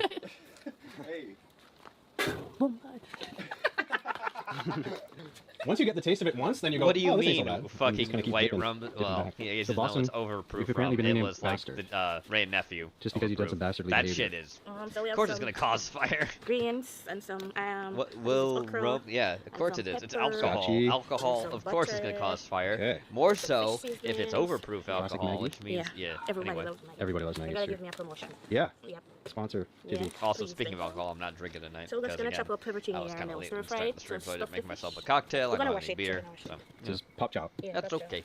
Also known as bok choy. A bok choy? Also known as Nice. pak choy. Oh, what else? Those are the main ones I know. We call it bok choy at home. I'm sure every country has their own. Name. Yeah. What do you guys call it? Pak choy, yeah? Yeah. What do you guys call it? Same, yeah. Okay. We'll watch them. We're Mm-hmm. gonna watch them. Then pick some of Chucky's okra. Fresh okra. And I always thought it grew down the other way. To me, it looks like it grows upside down, growing up so True, straight. yeah. I've talked about it before, but fresh as it gets. Do you have a trick to make okra not slimy? No? No? I never tried Don't you find it tastes slimy sometimes? Yes, you don't like the texture? Sometimes I do, but sometimes it tastes extra slimy, so I don't know. I thought maybe there's a chef trick. It's overcooked when it's well Ah, okay. I had it raw the other day and it still tasted real slimy, so no trick, just cook fast. Are you afraid of spice? I'm not afraid of it. My asshole might be afraid of it tomorrow. I don't know. I'm not afraid, but sometimes I can't handle it. I can handle more than most people, though, I think. So all you need is a slice in it, and it's fine. That's enough. That's enough to get what you want. Inside and out. Whoa, full on Maggie. Come on. Oh, it stick me. Sharp. Not much. Season up. Season up, boy. One thing, the trick thing, fish don't need a lot of seasoning. Really? Nope. Fish don't need a lot of seasoning. I'll be right back. Some people were saying you gotta marinate it all night, but then I've seen people do it every way. Sometimes just fresh out the sea with nothing on it is amazing too. Yeah, it can marinate to taste nice, but you know what? When you can do it, you don't have to marinate it. And I can do it. Yeah, so we're gonna stir fry this. Okay. To stuff the fish with it, so we're not gonna do much with it. Just put it on and put a little of the Maggi fish seasoning. Not much, just a little bit. Because we already put some on the fish, so we don't want it to be salt. Got it. Yeah, yeah. When we Jamaican say a little bit, it's just a little much. Sizzle. Yeah. I'm not gonna cook it all the way through because it's going to be stuffed in the fish. Inside? In the fish. What? Yeah. Cool. Nice. You got a name for this style, Tizzy? Nope. We can name it. Tizzy stuffed snapper. Maybe or maybe not. We can go backside now. Alright. Like this. Oh, perfect, man. It's good? You sure? This is gonna stuff the Beautiful. Yeah. All right, so we got the perfect coals going now after much work. Look at that steam coming off. Rare to see in Jamaica. Butter make it taste better. True. So it's gonna get completely covered in the foil then? Yes. So it's kind of like a steam up. Yeah. Yeah.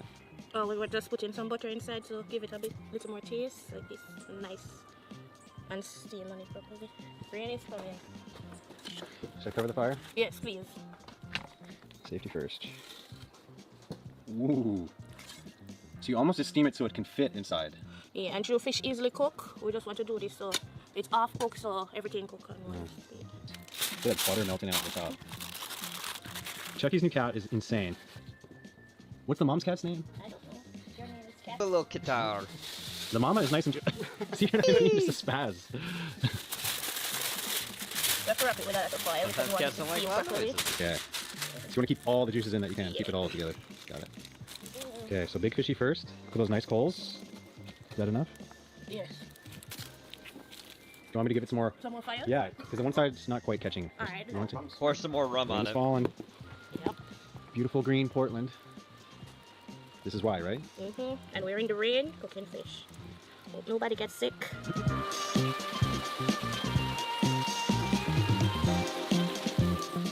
Okay, just in time. Should be able to keep dry enough, yeah?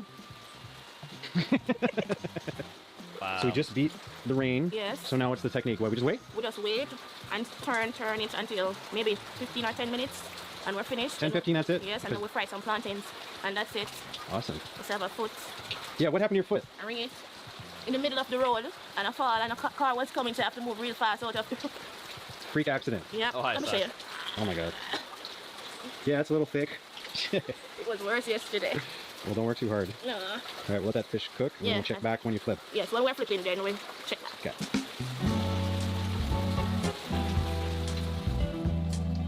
That was some aloe. Turn it.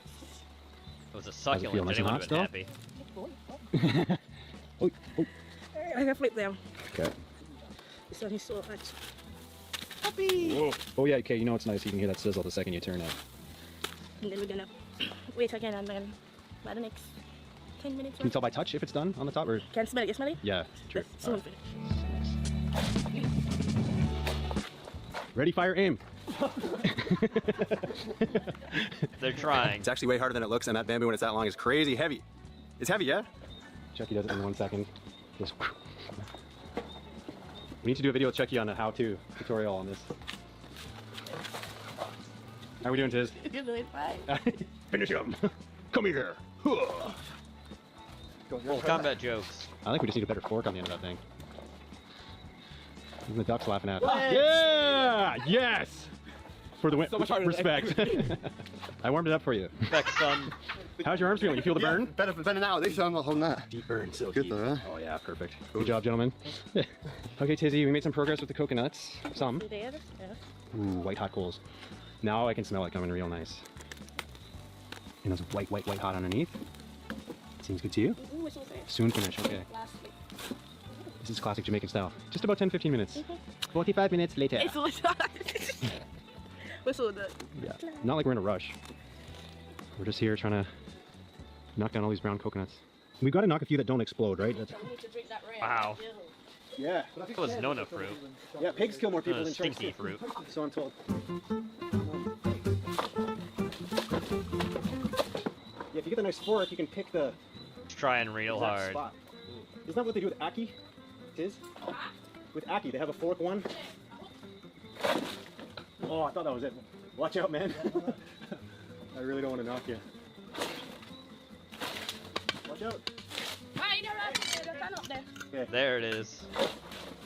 Come on, got another one. Blew up? Exploding as it hit the ground. Blew up. Too brown. Broke the bamboo. I don't want to give you the bad news on that one either. Don't tell Chucky. If anyone asks, we don't know what happened. Wow.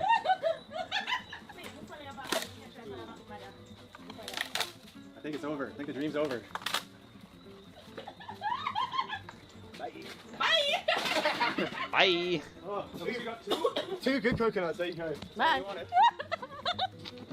Bye. Eat the hell out of that bamboo. Alright, so I got some nice green ones. Nice and not too sweet. They're going to be more the savory kind. Probably goes much better with fish. Yeah. Yes. Yeah. I love that crunchy sound. You got a technique, Tizzy, you want to tell me about? About what? Plantain? Plantain, yeah. Oh, nothing simple. We're just gonna fry it and press it and put some little bit of salt on it, and that's it. Nothing special about it. Little bit of salt. Well, it's special when you live in a country that doesn't throw currently them. sitting right in front of me, like with their head down on the ground. Done? Yeah. Like sure? digging into the sheets. It's funny. All right, everyone's welcome to try a piece of She's very this relaxed snapper right now. If they eat snapper. I bet she enjoys the It fact should be enough that for everyone to have a everyone's piece, a little section anyway, right? So you do something special. You press them. Yes. Plátanos. What? Spanish. Oh, I don't know. What's it? So press them and then refry. Yeah. Did I get crispy? Get crispier. Oh yeah, look at that. So if you try to press them when they're raw, it doesn't work. No. Okay. Spread the rest of plantain, and then when we are shear, we Okay. can start. Like when you're start. Okay. Yeah. Hopefully we can do it soon. We got running out of light. Yeah, but not a light outside. Yeah. Bright light. Bright light. Oh, yeah. Steamy. The lights in my room just flashed. Hopefully, again, there's nothing going on with the power. Hopefully, not running off the other stuff would cause that. I wouldn't think so. Yeah. Red snapper The Tizzy power style? strip has a lot of outlets in it. Not a lot of stuff is actually plugged into those outlets. But I don't know. Yeah. Hopefully, it doesn't cause We'll have anything. Tizzy here to I do hope that. not. Shouldn't. It's nice. But there has been a little bit of light flashing. 2-word review. I love it. Nice. Nice, bad. Make that a 3-word review. Like my old alarm clock and Where's your plate, the light that's on the desk.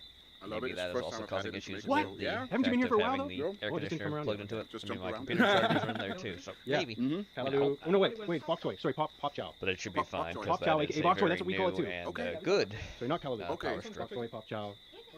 We will That's see. okra. Okay, got it. Yeah. Okra. All right, so here we are. Final plate here.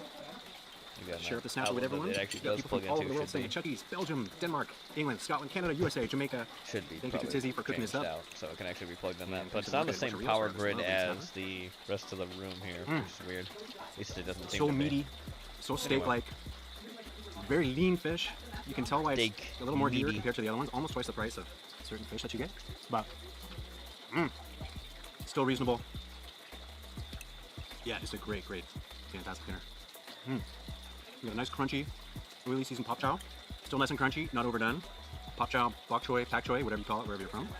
And try some of this, what do you call it? Plankton. Yeah, it's so nice and savory when it's done like this. The extra smash gives it some extra crispiness. And yeah, that steak-like texture of that meaty white fish goes so good with a nice savory fried up plankton. Such a vibe here, nice rainy afternoon. Oh, don't worry, Definitely check Nathan, out keep Freelance an eye Chucky's on her. YouTube I channel. don't think Him we and Simon should making all get kinds of good ripped up stuff. too much Check by out her. Chucky's Airbnb. She doesn't seem It's to a little off tend the to beaten do a lot track. of that. It might She be a little doesn't rougher than usually some tend other to places in dig Jamaica, her, but if you want that real claws into much Jamaican energy besides, and meet like, people from all over the world wood. and you want that real kind of experience, it's a great spot for that. Which is And a kind great of place to hang out on a rainy concerning afternoon, because it's all in her house and or a sunny one, digging or even stay for a month or claws two, and as some stuff people do. So. But she's Anyway. not like Moppy. Moppy Come here, actually didn't and dig also her Tiziana can like, cook for you. She's claws available in the now. So you furniture can cook and your own stuff. food. Sasha doesn't You tend have to a do fridge, that a too little stove, much. maybe I a think she was coffee, just or if doing you want it some to amazing local Jamaican do food, it, but Tiziana she is was available for trying to shit relax. business. Anyway, bless She's up. up Thanks for right watching. now. Oh yeah, and follow She's Tizzy down okay. below too. I'll link her. Anyway, that's Chucky. Oh wait, wait, what? Whoa, Freelance Chucky's dead. Oh shit. Damn. So this was filmed a bit after, or maybe it was before, and he just uploaded it then. I don't know. Oh, that's a shame. Chucky is dead. Oof. Damn, son. So he died this month, actually. Earlier this month. Wow. I did not know that. Well, now we do. Sorry to bring us to a down note with that. Anyway. Yes. Oh yeah, look at that. Look at that cheese. Look at that cheese, homeboy. Some great men make their own mashed potatoes, right? But even greater men realize, why do that when you could get it instantly? There it is. Look at that. Look at that. There it is, homeboy. Some cheese, some parsley, cornstarch, okay? Some pepper, salt, some onion powder, garlic powder. We mix this all up. Come behind. Grab my little cheese, you see? Cornflakes, homeboy. Egg. Get a little flour in here. You come with your flour, okay? Then you drain it. Come behind. All right, beautiful. Oh yeah, this is an American delicacy. That's ready, right? Not even. Dipping sauce. That's my cheddar with a little palm. And there you have it. Mashed potato cheese surprise balls, okay? Did it melt? Woo. This tastes like one of them airport restaurants, you know? You pay $15 for some stuff you never seen before. Really, Sky, really. Biden.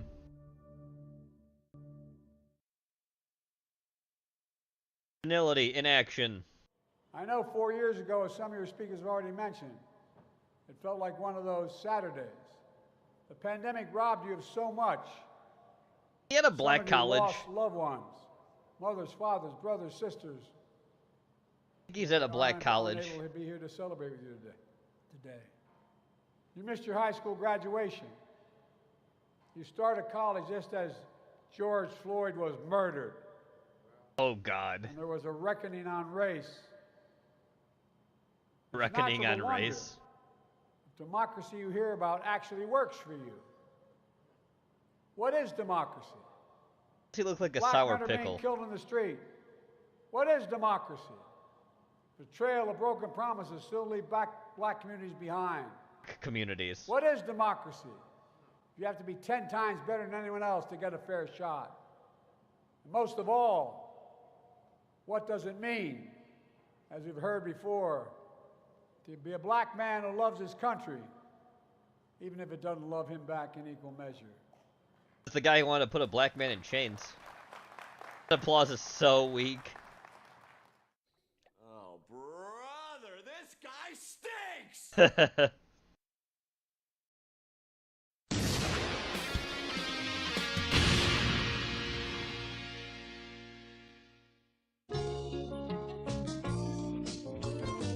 Oh god. God. Hey, who are you? I'm just a film. A film. Oh God. Not yet, I'm not. But if I sell the script, I become a robot. Oh, okay. A robot, yep. I get the gist.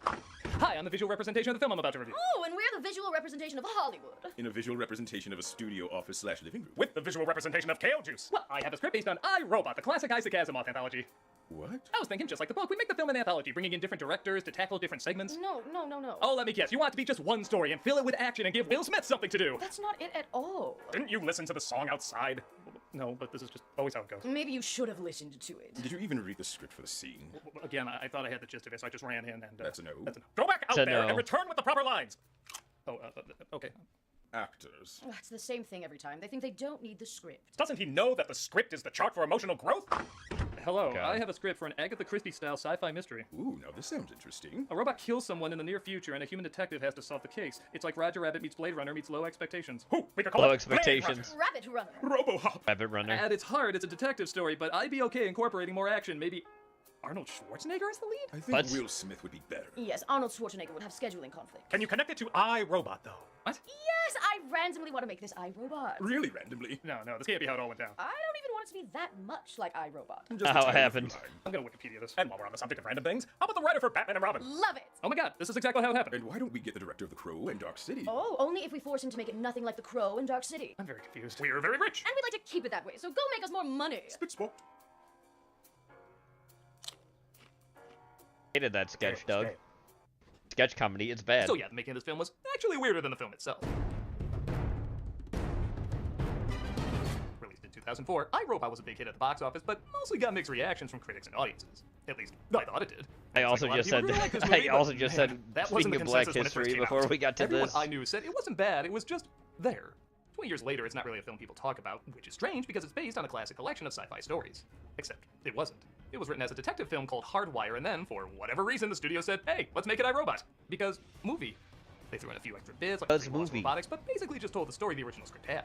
Director Alex Proyas said the movie was micromanaged to a point where nothing about what he liked about the story was recognizable. And man, does that feel right, because this is the most generic, by the book, without actually being by the book, detective with prejudice story to ever 2004 and 2004. So, how does film go from a new idea to an old idea to a forgettable idea? Well, let's take again. This is... Hey, I got an idea. What? Your idea. Brilliant! iRobot. Awful. The film opens so desperate to convince you it's the book, it just starts reading the book. They're reading Isaac Asimov's Rules of Robotics. Yeah. We're introduced to Detective Spooner, played by Will Smith, clearly having just finished shooting Ali. Even down to what the fuck? Sponsorships. King of Beauty. All-Star. iRobot, you fine. Oh my God. Only 11 years to go, folks. How we doing on those self-driving cars? Yeah, and the robots? The latest one. Oh! That one's yours. Oh, and our Shia LaBeouf technology hasn't improved either. I got this fine-ass little yummy. I mean, he's completely agreeable. I mean, ass-hot spanker. We're gone. Okay, let's strike one spoon. There's two mentally sound people right there. Oh, and how many shits do they care about subtly working in the product placement in this? What is that on your feet? Converse All-Stars, vintage 2004. 2004, huh? So literally, audience, if you go buy these shoes right now, Will Smith, 31 years from now, will think they're cool. Of course, the question will be if Will Smith thinking they're cool actually makes them cool by that point. Hate it. Oh, that's hot. That's hot. I've seen on TV, they're giving away some of them new robots in the lottery. Do they have 2004 All-Stars? Homicide, Spooner. Spooner's told there's been a suspicious death. The inventor of these robots named Dr. Lanning, played by Gene Firmwell's hologram cameo app. Is there something you want to tell me? You must ask the right questions. Yeah, apparently you can interview dead people if you have the right questions. I assume lawyers just lump that into the last will and testament meeting. Leave everything to my family. Okay. I'll be buried in Nebraska. I throw in some riddles from Labyrinth if anyone wants to talk to my ghost answering machine. Something you want to say to me. You must ask the right questions. Why did you call me? You must ask the right questions. Why would you kill yourself? That detective. Ask the right questions. Do you have the right answer? No, I do not. He talks to the cowboy from Fallout who runs USR, the company that manufactures the robots, and thinks the doctor's death was a suicide. Apparently this one was programmed to call you upon his... That's right, it's Walter Goggins. Suicide is a type of death, detective. Here he is, Walter Goggins. He nodded like you legit didn't know that. Lawrence told me to accommodate you in any way possible. Can we get better keying? I feel like we should be talking about gun ducks. Authorized entry. This is where I keep all my Dr. Evil wardrobe. And this is Dr. Calvin, played by Bridget Moynihan, who makes the robots seem more human. But Spooner thinks that could extend to murder. A robot cannot harm a human being. Laws are made to be broken. Not these laws. They're hardwired into every robot. Yes, that would be a glitch. And as we all know, 11 years from now, we will completely live in a world without glitches. Or reprogramming. Or hacking. This is like saying, hey, a gun can't kill a person, it has a safety on it. Unless the killer's still in here. The killer is apparently still in the room. A robot named Sunny, played by Alan Tudyk, who gets jumpy as Spooner gets closer. You were startled by a jack-in-the-box. Ah, but you forget a jack-in-the-box can kill. He gives him a chase and ends up in a room filled with other robots. There is a robot in this formation that does not belong. Identify it. It's not me. Damn. Get the hell out of here! Detective! I think someone's trying to erase my edges! Whoa, a CG shot that suddenly slowed down. Yo, that was exciting! Have you seen that in anything aside from everything? The robot is captured and questioned by Spooner. What does this action signify? It's a sign of trust. It's a human thing. They are difficult. Okay, so I know I've made this argument countless times before, but man, would this thing be better if it wasn't CG. As much as I make fun of human-like robots, the one thing I think we can all agree on is they're pretty damn creepy. A lot of this film's suspense is centered around these things are supposed to be scary, and if they just don't look like they're really in the room with you, it sucks out all the fear. It's one of the few times the little ticks and awkward movements we often associate with these machines would have helped. They're robots, they're not really human. We would accept it they didn't quite move right and also find it eerie to watch. But despite Tudyk giving a decent performance as Sonny, he looks like early CGI anime trying to make a bowling pin. He's not scary, and he doesn't look like he's really there. He asked me for a favor. What favor? You have to do what someone asks you. That why you murdered him? Okay, look, I was his sex bot. This isn't white paint, all right? Don't use a blue light on me. I did not murder him. A vacuum cleaner appearing emotional. I did not murder him! I did not. Oh, hi, Mark! My robots don't kill people, Lieutenant Bergen. USR takes back their property as Spooner is kicked off the case. Sack guy. Really? 2020 is when USR began. I guess Landing controlled the market on toilet paper and hand sanitizer. See why you gotta set these films further in the future, folks? Guy creates monster. Monster kills guy. Everybody kills monster. Woman inherits the earth. Spooner gets an idea, though, and decides to do more snooping. Spoon. Nice shoes. My God, shoes, thanks for Sorry, it placement. looks like the wizard was really subtle. He drives his Tesla disguised as a suppository to Landing's house, but it looks like the construction robot there has other plans. He's attacked by all sorts of things clearly not there and manages to make his way out. But what about Kitty? Kitty will live. Decent. But hey, serves up. He goes to Dr. Calvin's house to figure out what's going on. Do you like cats? You're saying cats did this to you? How the hell would cats do this to me? Are you crazy? Why are we talking about cats? Because the script is bad. We're in a bad script. Dr. Calvin continues her one job in the movie, saying that can't happen. It's highly improbable. No one came or went. This is a personal vendetta. This is ridiculous. My location. Backup. This is bordering on clinical paranoia. You're joking, right? A robot cannot harm a human being. They can't hurt. Not going to hurt us. That robot is not going to harm us. I make a joke about this, but the movie does it for me. You are the dumbest, smart person I have ever met in my life. The title of every Elon Musk game. Wow. Everyone's robots are being replaced with updated NS5s. Oh, Which shut up, after Doug. the creator apparently very publicly committed suicide, I wouldn't push that back either. Oh my God, they can hug! That is very applaud-worthy! I'm glad to see you again, Dr. Calvin. They are going to kill me, aren't they? You're scheduled to be decommissioned. 2200 tomorrow. You know, a major problem with a movie called I, Robot is that the robots don't have much of an identity. Yeah, there's the 3 laws and they say a whole bunch of stuff about them, but I don't get a feel for what these things are really like. Compare them to something like The Terminator or Data, where, yes, they blur the line of how robotic and how human they are, but I still know what kind of reaction they're going to give to most things. I have no idea what's a normal reaction for these machines. When Calvin looks over Sonny and says he's going to be decommissioned, he says, I think it would be better not to die. Is that a look of sadness because he said that, or one of shock because she didn't know he could say that? The rules are laid out, but the identity of these robots and how they work in this world is still vague. So it's hard to make a connection or be frightened by them. And again, as shown in this action sequence where Spooner is attacked, I'm just not scared of something that looks like a half-rendered scene from the movie Robots. Those sneaky NS5s in there. Incredibly discreet way to kill someone. Could you not break into this guy's house and suffocate him with a pillow? You think cops are gonna look at a robot's fist broken off into Spooner's head and be like, yep, definitely suicide. Now connect his head to the rest of his body. While Spooner makes it out okay, sadly his romantic lead doesn't make it out alive. Oh, not Dr. Calvin, obviously, I'm referring to. Converse. Well, you run out and get those shoes. Hey folks, we're starting YouTube memberships. If you want access to emojis, polls, behind-the-scene videos, and other perks, check out and see if you want to become a member. And we'll be playing Final Fantasy VII every Friday on Twitch. I've played the Final Fantasy game before, so I'm excited to see what they're like. Hope to see you there. Naturally, nobody believes Spooner that the robot's attacked, and bet you never saw this in a cop movie. The Sarge takes his badge. Give me a badge. You're making me do this. Give me a badge. You're being demoted to whatever job that cat had in Last Action Hero. Calvin starts to believe Spooner, though, and finds out why he has such a hatred of robots. It goes back years ago when he and another car with a kid in it got into a crash. This was hers. So your name's not Sarah Spooner. A robot saves him, but not the kid, because there was more of a chance he would survive. It's okay. I have waterproof 2004 All-Stars. So at least the feet on my car to look at me. Spooner thinks Landing programmed Sonny to break the 3 laws and also kill him, but he also left dreams in his head to lead to the answer why. I see you remain suspicious of me, Detective. I had hoped you would come to think of me as your friend. We've had so many friendly moments together, like, and I guess that's it. This is Yes, that's This it. is the place where robots meet. You can see them here as slaves, and this man on the hill comes to free them. The man in the dream is you. Wow, they literally gave away the ending, but okay. I also had a dream Soylent Green is people. No, that's out. Wow. It is not me. It is you. That's their way around it. Say Darth Vader is Luke's father, then say, no he isn't, but then later say, yes he is! The twist is there were no take-backsies. They go talk to the CEO, who isn't giving them the answers they want. We look to robots for protection. I'm sorry, I'm allergic to bullshit. Hey, let's just be clear. You are not allergic to bullshit. Dr. Calvin agrees to destroy Sonny to save the company, and wow, the way they're shooting this, I bet she's really gonna do it. Doesn't feel like a fake out at all. Remember, no take-backsies. What is that? Microscopic robots designed to wipe out artificial synapses.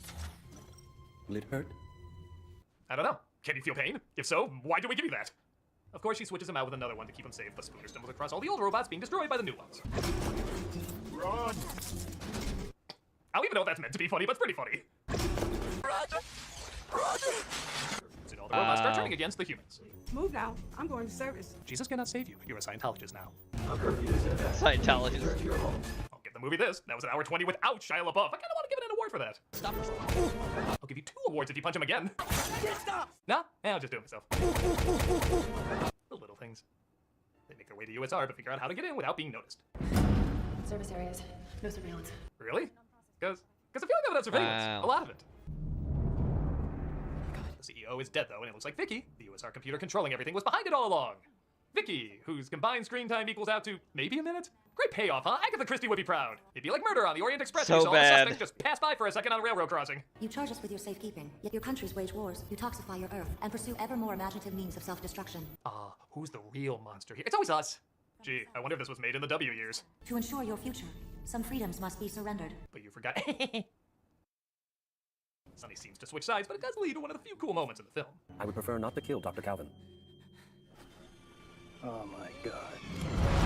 Oh my god. Bluff to trick Vicky, and for as bland and forgettable so much of the visual style is, it does come to life a little bit in the climax. Again, none of it looks real, but it does occasionally have a shot that has some real energy and creativity to it. My logic is undeniable. You have so got to die. They eventually destroy Vicky, the day is saved, the Blue Angel salute, I guess, and all the robots are back to normal. All as the good doctor predicted. His suicide was the only message he could send to you. Lanny was What? counting on my prejudice to lead me right to you.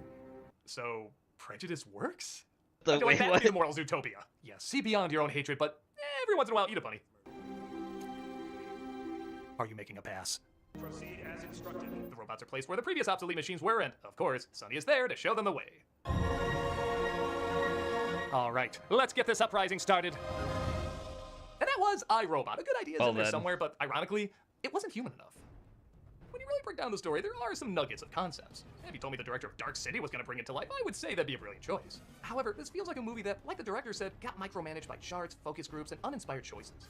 It's not an awful movie, it's not even really that bad, it just doesn't stand out at all. It's like oatmeal on a rice cake. It's not terrible, but it's clearly not good. If the detective cliches work to enhance the film noir style rather than just check it off like a to-do list, maybe there could have been a great movie here. As is, there's nothing to despise in this, but it simply comes across as, you guessed it, too robotic. And congratulations, Mr. Alder Critic. You went an entire review without making one Will Smith slap joke. Oh my god, thank you so much! This is a nutcracker! Don't spend it all in one place. This is my life. Makes no sense. That's a horrible skit, Doug. We're continuing cameos for charity, and this month we're doing Kids Cancer Foundation. This is a 501 nonprofit charity founded in 2001, whose mission is to provide hope and support to local children and families battling childhood cancer. They accomplish this by providing compassionate, easily accessible, supportive care services. These are really great people who do really great things. So if you want a cameo from me saying happy birthday or good luck or whatever, click on the link below and be giving to a good cause. And if you're like, screw you, I don't want a cameo from you, well, consider giving to this organization anyway. Whatever you decide, give them a look and do there your you go. best to show That's yourself. a really good charity, though. Moving on. Got Sky coming up here. It's drink time. Last segment for the night.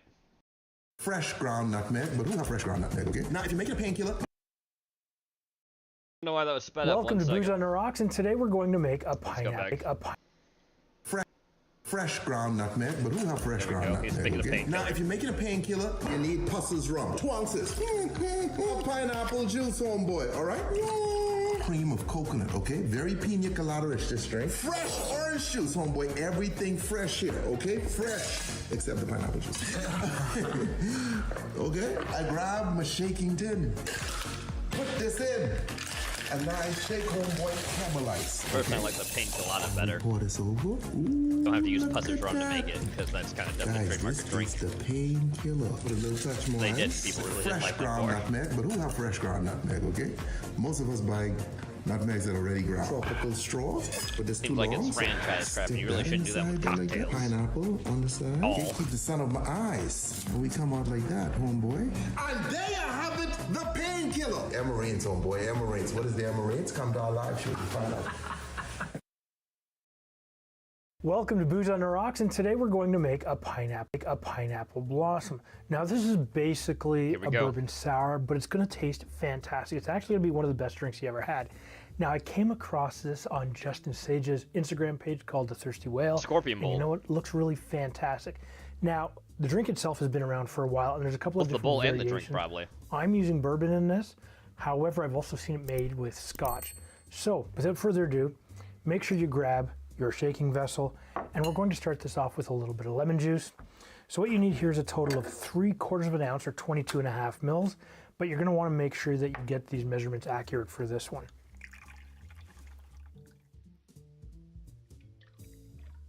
Your second ingredient is going to be your sweetener, and that is a basic simple syrup, which is equal parts water and sugar. So again, you want to use 3/4 of an ounce, or 22.5 mils.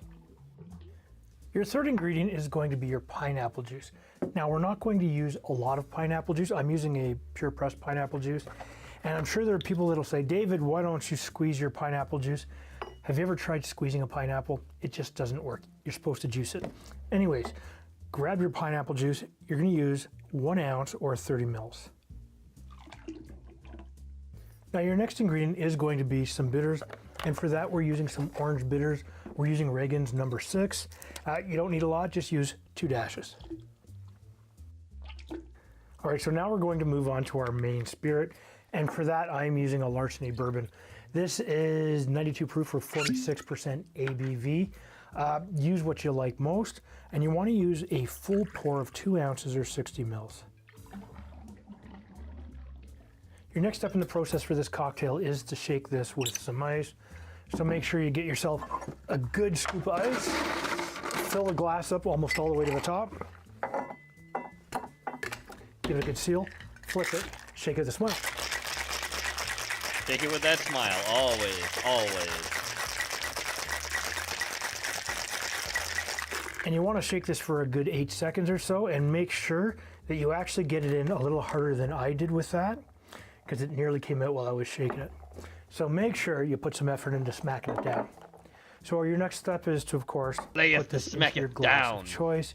This is a fantastic little rock style glass, and we're going to fill this with fresh ice all the way to the top, or just use a couple of big chunks, totally up to you. I'm not going to fine strain this, but I am going to use my Hawthorne strainer. Alrighty then.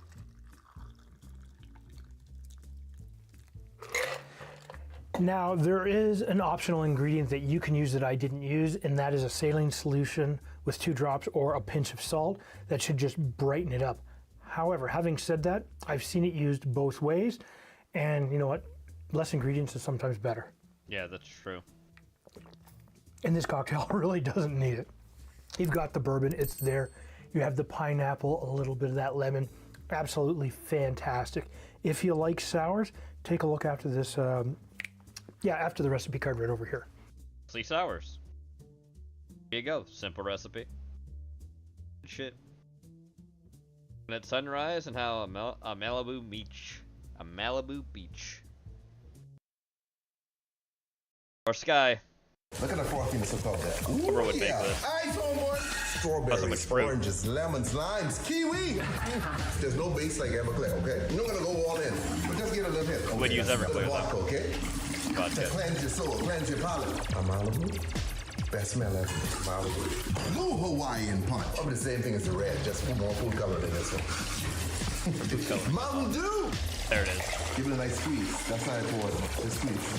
Come on. And there you have it. Good. Okay, I didn't name it. Emma did. All right. Okay, what's me?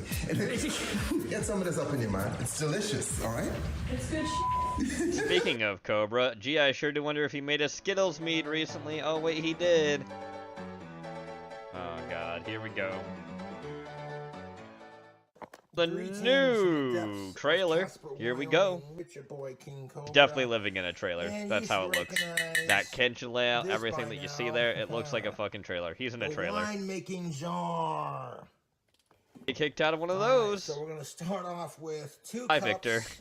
of pure granulated. What a great cane time to sugar. drop by, bud. What kind of mead are we gonna make for this batch? This is officially the first batch in my new place. Well, I'm glad you asked, Inside a trailer. fellow YouTubers, because we're making Get all that sugar. mead. I mean, it's pretty straightforward. You add sugar to a liquid, and you add yeast to that liquid, it converts all the sugar into alcohol. So we're going to give this yeast plenty of sugar to munch out on. 2 cups of sugar. It just sits at the bottom and doesn't move past that point. You want to add honey to your wine. Local highs. Or wine. Rocky Mountain, raw and unfiltered, made in the good old US of A.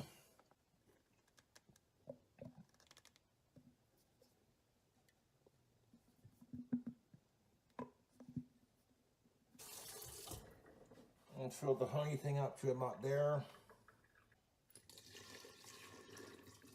Forsaken. And we need some Skittles. Original Skittles.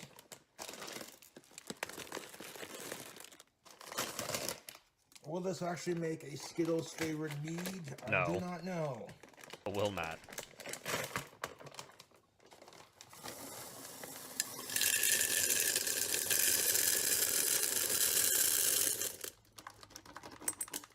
I do not know, YouTube. But there's one way to find out.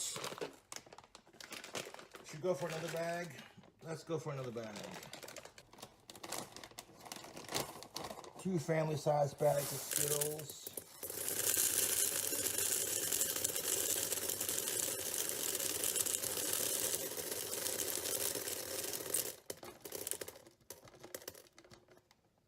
And because it's doesn't have any fruit in it, I'm not gonna have to strain it in like 12 days. And then we might need some like liquid to break it down. So we're gonna add some C4 energy drink. This is of course the Skittles That's flavor. right, just add the energy drink to the Skittles too. That's a great idea.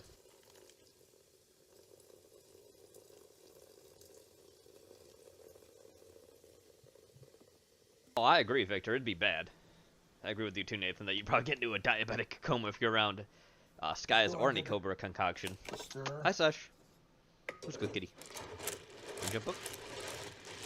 Yes, almost done streaming. Yes, you are.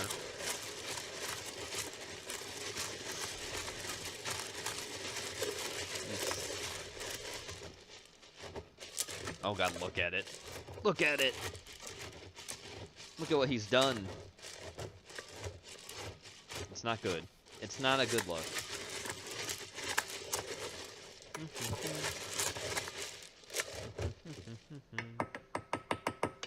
Give that a stir. Sash. Love you. Oh yeah, that tastes like heavy Skittles flavor. Okay. Oh yeah, it tastes like heavy Skittles flavor. Oh, you mean the sugar just dissolving off?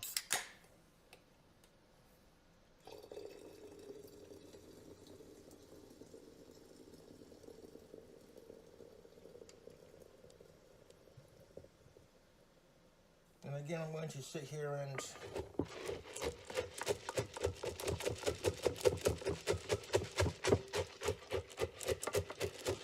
it's so bad. A lot of Skittles in here.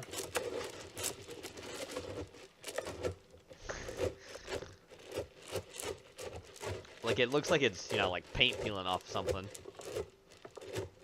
It looks like insect eggs. But not like this, that's right, Nathan. Not like this. Oh Lord, not like this.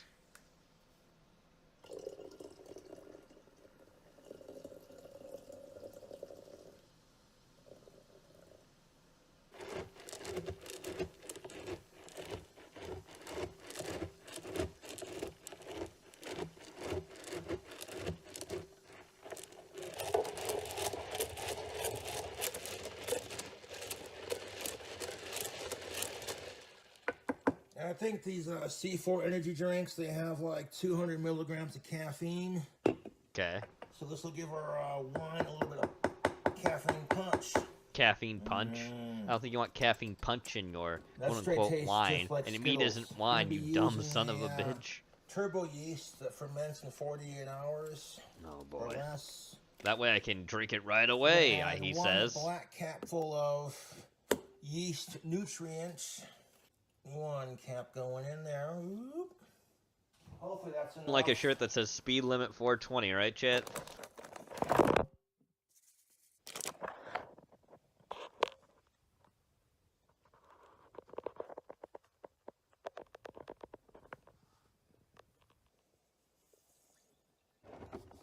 That Puff's tank behind him there? That almost looked like Puff's fucking tank.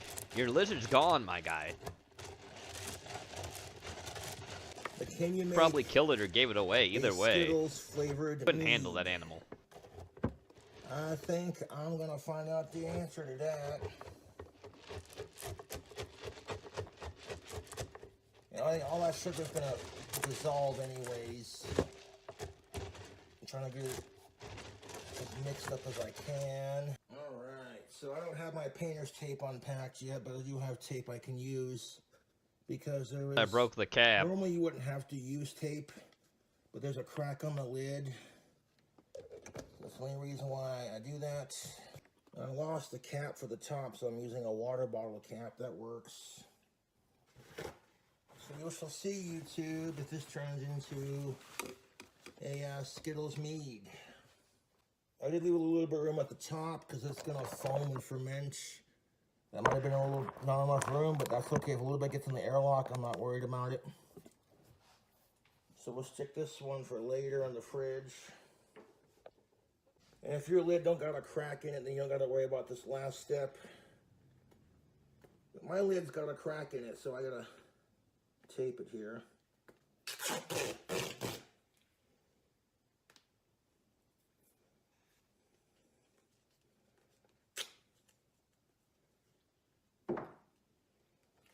Because duct tape fixes everything, am I right?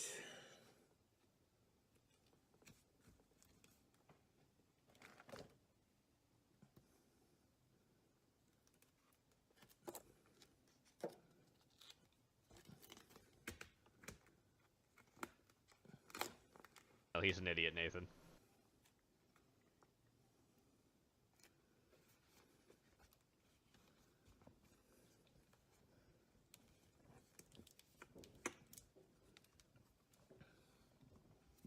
Now we don't get any air leaks when it's fermenting and doing its thing. I'm gonna give it about a month to ferment and do its thing. And then in a month or so, I'm going to strain it into a clean jar. But hopefully that Why do you say jar like that? I don't like that. Turn into a delicious Skittles mead. No, it will not. Mead Be way is too sugary basically and a not honey taste good at wine. all. Won't have any My ABV Viking in it either. ancestors made it. I'm gonna put this in the fermenting closet, or my new one, I should say.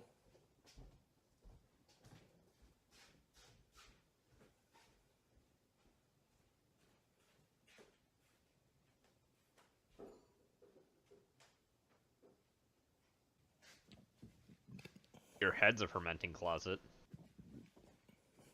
It's about to blow up.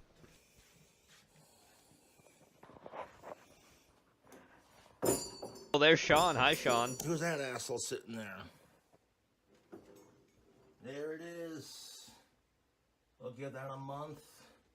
Those Skittles will A month. Oh boy. And hopefully we have some Skittles flavored mead. Alrighty, so there's that. Let's get moving on to our last two videos for the night. Now watch this pour. Ooh, look at that thickness. Fresh strawberries, homeboy. You even keep the little green tops. Limes as well. You drop them bad boys in. A little rum, Coconut rum. okay? Well, he put the whole fucking bottle in. You can handle it. Let me come behind and we do a little pour. Look at that. Yeah, that's what I need to do. Lift this to the heavens. Sweetened condensed milk. I've never seen unsweetened condensed milk. Yeah, it's called. There is. That is a thing. Smells like heaven, homeboy. Smells like heaven. Okay? Now watch this pour. Ooh, look at that thickness going on, guys. Okay, you come behind. Stick this down in here. Past the ice. Beautiful. And there you have it. Comparative The beer more than anything else, that Brazilian makes sense, strawberry lime. Okay, homeboy. In the original of this, they did not use rum. They had a bunch of water and stuff. I'm not a water guy. Do I look hydrated? Absolutely not. I look hydrated. Absolutely. All right, last video for tonight. We got Ian Steve Zoni the is one of my bartender. Here we all-time go. favourite cocktails. So as soon as I saw Dan Fellows share his coffee and Zoni I knew I had to give it a crack. Now, the original Inzoni was created by Vincenzo Errico. He's an Italian bartender, trained under Dick Bradsell, and previously worked at Milk and Honey. He now has traveled back to Italy, and this cocktail has become a modern classic. Well, sorry, not this cocktail. The Inzoni cocktail has become a modern classic. I shared it on my channel back in 2020, and the video exploded and has almost 700,000 views now, and rightly so. It's a really good cocktail. It's essentially like a Negroni meets a sour. So a Negroni being gin, sweet vermouth, and Campari, but with Inzoni, we take out the sweet vermouth, replace it with grapes, and then add a little bit of lemon juice. So Negroni meets sour coming together, best of both worlds. Fantastic drink. If you haven't tried it, you definitely should. This is Dan Fellow's original creation, and it's essentially just introducing a coffee liqueur into that. So coffee, using Mr. citrus, Black, which is an Australian bit of coffee liqueur too, I see. I'm excited to try this actually. First thing to note really is I'm using a different coffee liqueur. I'm using Mr. Black. He uses a coffee called Algebra coffee, which is an extra dry coffee liqueur. So it's using the absolute bare minimum amount of sugar to be able to call itself a liqueur. So it's got 100 grams of sugar per liter. Mr. Black has 250 grams per liter of sugar. And to put that into perspective, something like Kahlua, and actually people still consider this to be a drier style coffee liqueur, but in comparison to something like Kahlua, that has about 400 grams of sugar per liter. So whilst Mr. Black is dry, the Algebra coffee liqueur is extra dry. But let's get onto the drink itself. Dan's version is incredibly easy, equal measures. So we're measuring out 3/4 ounce. He actually measures, he actually calls for 20 mil.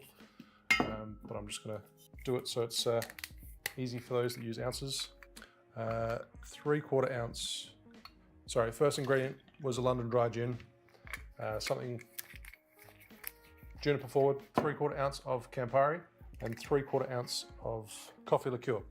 Now, another thing I should mention, as well as having more sugar in Mr. Black compared to Algebra coffee, this is a wheat-based He's keeping all the proportions equal, which is normally what I would do too, but I'd probably I'd round everything up to an ounce. As opposed to Algebra, which is a rum-based coffee liqueur, so that's going to be a little bit different, a little bit richer, and more a different flavour in comparison to Mr. Black. But I don't believe Algebra coffee liqueur is available in Australia. So then we're doing lemon, fresh lemon juice.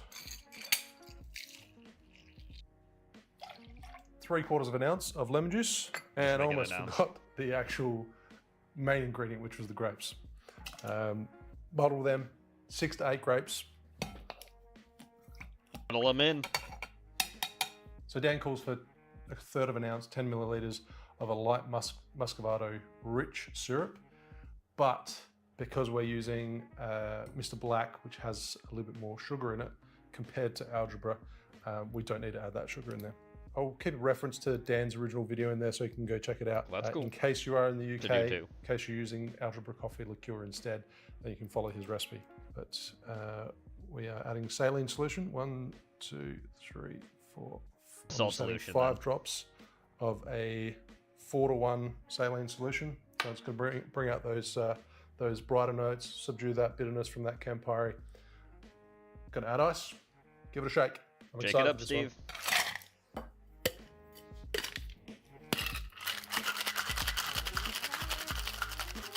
Wait for it. He's gonna do it. He's gonna do it. Yeah, the smile. Oh, it's funny when I see the bartenders do that stuff. Like some, like just do it right away, but Dan Steve, likes he'll do that like signature thing where he'll just turn his head, it's like just big old smile. And garnish with 3 skewered grapes. Now he specifically does call for black grapes, particularly sable grapes. They're only available in Australia for a short period and they're not available at the moment. He does say you can use other black grapes if you like, but worth noting, sable grapes is the original.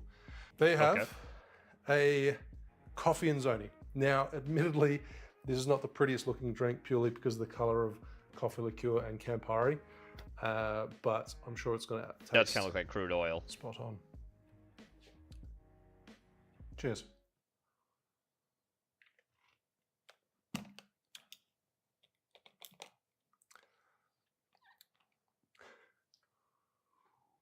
He likes it though.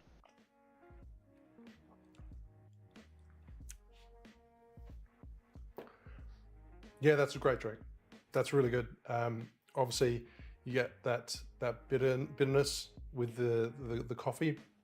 You get a bit of a double hit of bitterness in comparison to the original Inzoni, which is a bit more clearer and brighter. You're getting bitterness from Campari as well as the coffee liqueur. So more complex, darker, deeper, richer flavors. It's good. It's really good. I like that. It's just, I feel like it's an evening version of the Negroni. So if you want to find out my other 2 favorite all-time classic cocktails, in addition to the Inzoni, check out this video right here. I'll see you next Wednesday. Cheers. Oh, so that's when he does all those videos now. With that, we now come to the end of Case of the Mondays. I'd like to thank you all for sticking around, especially the people who came before. I always appreciate you showing up. I mean, if you can't stick around, that's okay. But the guys who stick around to the very end, always appreciate that all the more, too. I'm going to do a little shilling, then we'll be done. Don't forget the movie caption contest, movie Pictionary, movie Hangman are going in the Discord. Be sure to play those when you're not busy in the arena, playing the epic RPG, doing all the things there, trying to grind scales, or doing whatever you're doing to play that game. Don't forget, tomorrow on Heretic Unlimited, me and Jim will be doing a Heretic Live, so be sure to tune to us around 7:30 or 8 Eastern Standard Time. Wednesday will be Wednesday, my dude, so tune back in on Heretic Unlimited for at 8 p.m. the eerie hours. I'm sure you're going to enjoy that with our spooky show. Thursday will be me back here at 8:30 doing a Skinner Radio, so sure to get some of those, stoner rock or doom metal tunes with obviously some classic rock in there too. Well, classic hard rock in there too, or metal. And Friday will be a Video Society on Heretic Unlimited as well, so be sure to tune for that at probably around, again, 7:30 or 8. Anyway, that being said, have a good night, everybody. Bye-bye. Bye-bye.